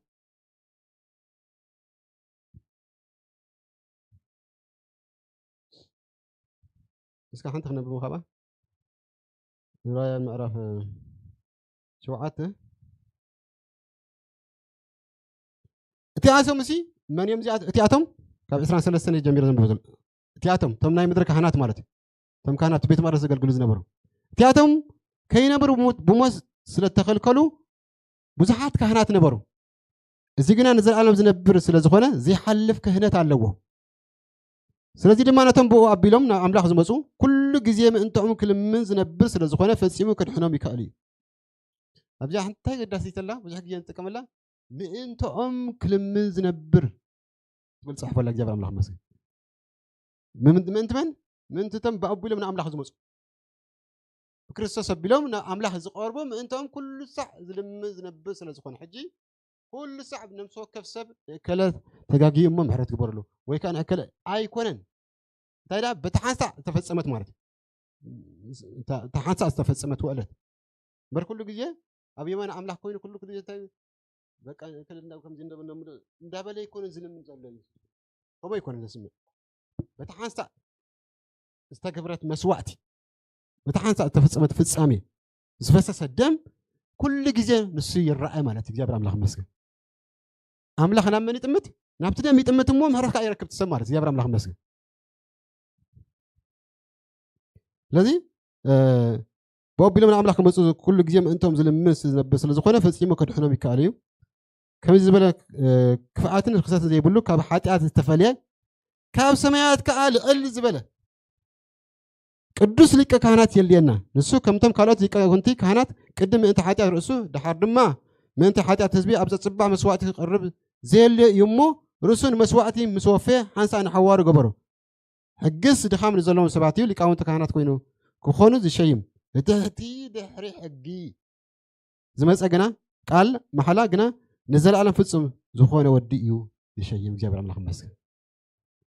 جيب حفشة مزم كهنات زواج رمزله مزم نايم مدرك كهنات مالتي جي يسوع كريستوس كنا نزل عالم لك كهن كوين تنبر أملاك جاب رملا خمسة لازم هجي بب حدين ولا بدحري خان تاني رقم كمل اسمه الكاس اللي أوني ما حاصله الكاس اللي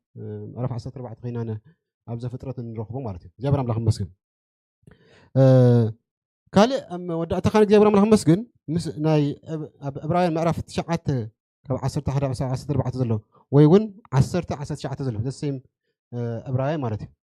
كم ناي بولي كده كلهم مسوات كم ناي بولي كده تاجر كلهم مسوات تاتكا ناي يسوع كريستوس مسوات خمس بلت ما جاب رملا خمسة ناي يسوع كريستوس مسواتي هنسا إذا قدسك هنسا مسوات قدسك هم زل ألم تقدس ناي بولي كده أنك أبني سو كيف زبدل كله حس كله مسألة مخاطم دراونا قرمات نص نمنصح سقاط راي تدقاو تراي قدسك وشتاو جنا يدكس بزاي قدسني حجي ناي بول حد كده دس بلا كان تاي مسلكم تلوطسي كاوشتي ناب دغي ناي بول كانك كاب دغن وشتي ስለዚህ ውሽጢ ተለውጥ ይጽጣ ማለት ውሽጢ ተለውጥ ይጽቦት ማለት ገዛ መሰረታት ጽቦት ኮይኑ ያ ድልል ትኾ ንፋስ መጽዩ ማይ ኮይኑ ዝኾነ ኮይኑ መጽዩ ዘይናውጻ ማለት ያብራ አምላክ መስገን እጂ ኣብ ልብና ስለስተጻሐፈቲ ያብራ አምላክ መስገን እቲ ናይ ስጋ ልቢ ክርስቶስ ናይ ስጋ ናይ እምኒ ልቢ ውፅኡ ናይ ስጋ ልቢ እቲ እግዚአብሔር አምላክ መስገን ስለዚህ ኣብ ልቢ ዝተገብረ ነገር ይዝበልጽ ካብ ደገ ነገር ማለት እዩ ስለዚህ ምስ ኩሎም መስዋዕትታት ካይ ወዳድር እቲ ናይ ዕብራውያን መጽሓፍ ኣብ እግዚአብሔር አምላክ መስገን መስዋዕት ናይ ክርስቶስ ግን ሓንቲ ከምበልኩም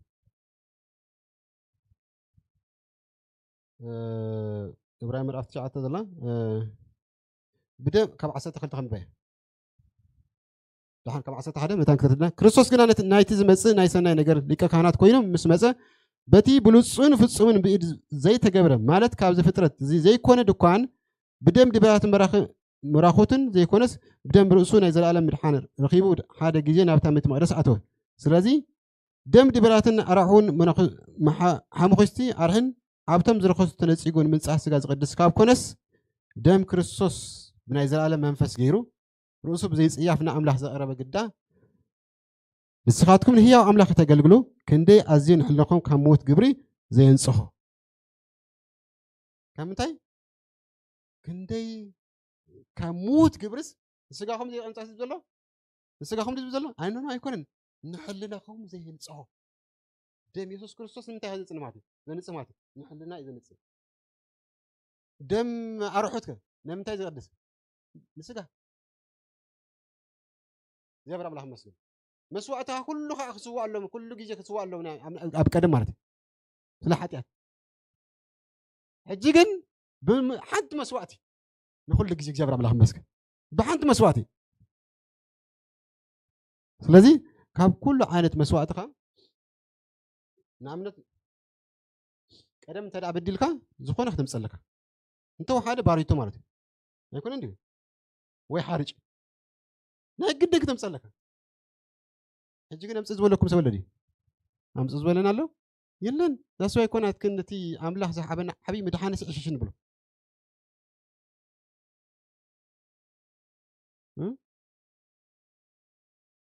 قدم كو اسرائيل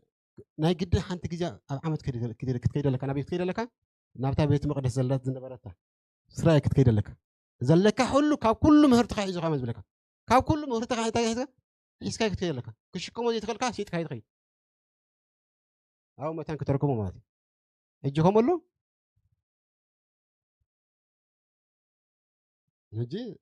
بليز تم تناق زياب هير أزجبرنا بكريستوس وألسي كندي عبي مرحانكم زخانة جبرنا لهم مسجد أير عارنا له أي دخلنا له كريستوس بالسعر سعري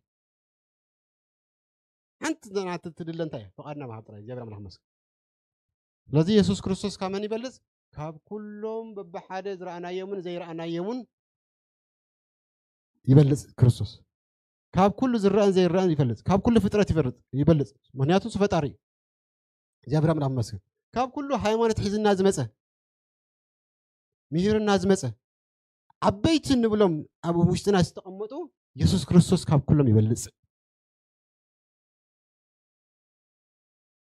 دم دي بلا يكون الفيسوس كحجي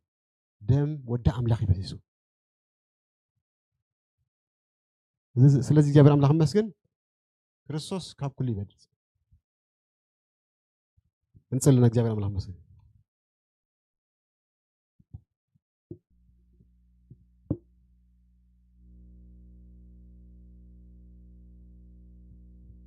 هاليلويا كبرنا أملاخ يكون ኢየሱስ ብሉጽ ካብ ኩሉ ዝበልጽ ኢየሱስ ካብ ነቢያት ካብቶም ዓበይቲ እንብሎም ነቢያት ካብቶም ዓበይቲ እንብሎም ነገስታት ካብቶም ዓበይቲ እንብሎም መኳንንቲ ካብ መላእኽቲ ካብ ካህናት እግዚአብሔር ኣምላኽ መስገን ክርስቶስ ዝበልጽ እግዚአብሔር ኣምላኽ መስገን ዝበልጽ ስለ ዝኾነ እኮ ሒዝና ዘለና ክርስቶስ ወዲ ኣምላኽ نسو تزبلوص مخانه وشتنا منفس قدس مسبره እግዚአብሔር አምላክ መስገን احنا ድማ ናብኡ ተማሪኽና ሃሌሉያ ስለዚህ ኢየሱስ ክርስቶስ ይበልጽ ካብ ኩሉ ይበልጽ ኢየሱስ ክርስቶስ ሃሌሉያ ሃሌሉያ እግዚአብሔር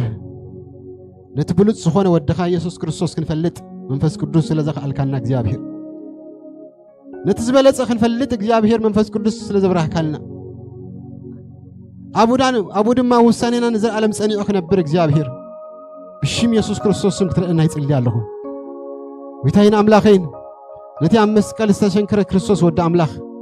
ንዑ ብምእማን ናይ ዘላለም ምድሓን ስለዝኾነና እግዚአብሔር ንዑ ብምእማን በተሓንቲ ዝተፈጸመት መስዋዕቲ በተሓንቲ ግዜ ንሓዋር ዝተፈጸመት መስዋዕቲ እግዚአብሔር ዘላለም ኣብ የማን ግርማ አምላኽ ተቀምጥ ስለዘቀመጥካና እግዚአብሔር ኣብቲ ክርስቶስ ተቀሚጥዎ ዘሎ ኣብኡ ስለዝተቀመጥና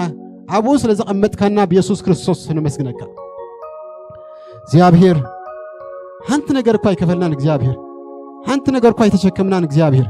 ሓንቲ ነገር እኳ ይጻዓርናን እግዚአብሔር ንስኻብ ጻዓር ኣብ ጻዓር ንስኻብ ጻዓር ካየግን ንሕና ዓሪፍና እግዚአብሔር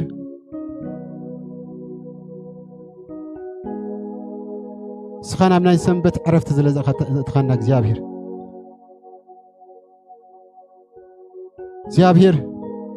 ሰሪሕና እናዓርፎ ዘይኮንናስ አሚና እናዓርፎ ስለዝገበርካና እግዚአብሔር ብሽም ኢየሱስ ክርስቶስ ስም ነመስግነካ እግዚአብሔር ብጎይታ በኢየሱስ ክርስቶስ ስም እግዚአብሔር ሆይ ኣብዚ እምነት እዚ ኩሉ ግዜ ጸኒዕና ክንነብር እግዚአብሔር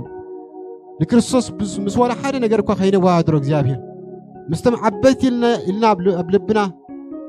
زعقرنايوم وين نفلتهم نجارات እግዚአብሔር مسهم كينا معراريو بيسوس كريستوس مسكروس كل جزء بلوص مخانك ردنا كابزلنا يلعل እግዚአብሔር كنوسخ دما خطرنا يصلي الله بيسوس كريستوس እግዚአብሔር ሆይ ክርስቶስ ወደ አምላክ كل جزء بلبنا سؤال كوينو كنبر እግዚአብሔር كم سؤال كل جزء وشتنا كوينو كنبر بيسوس كريستوس خطرنا يصلي الله እግዚአብሔር ጎይታይን አምላከይን እግዚአብሔር ولم بزح من قد እግዚአብሔር ንክርስቶስ ዘቀመጥናዮ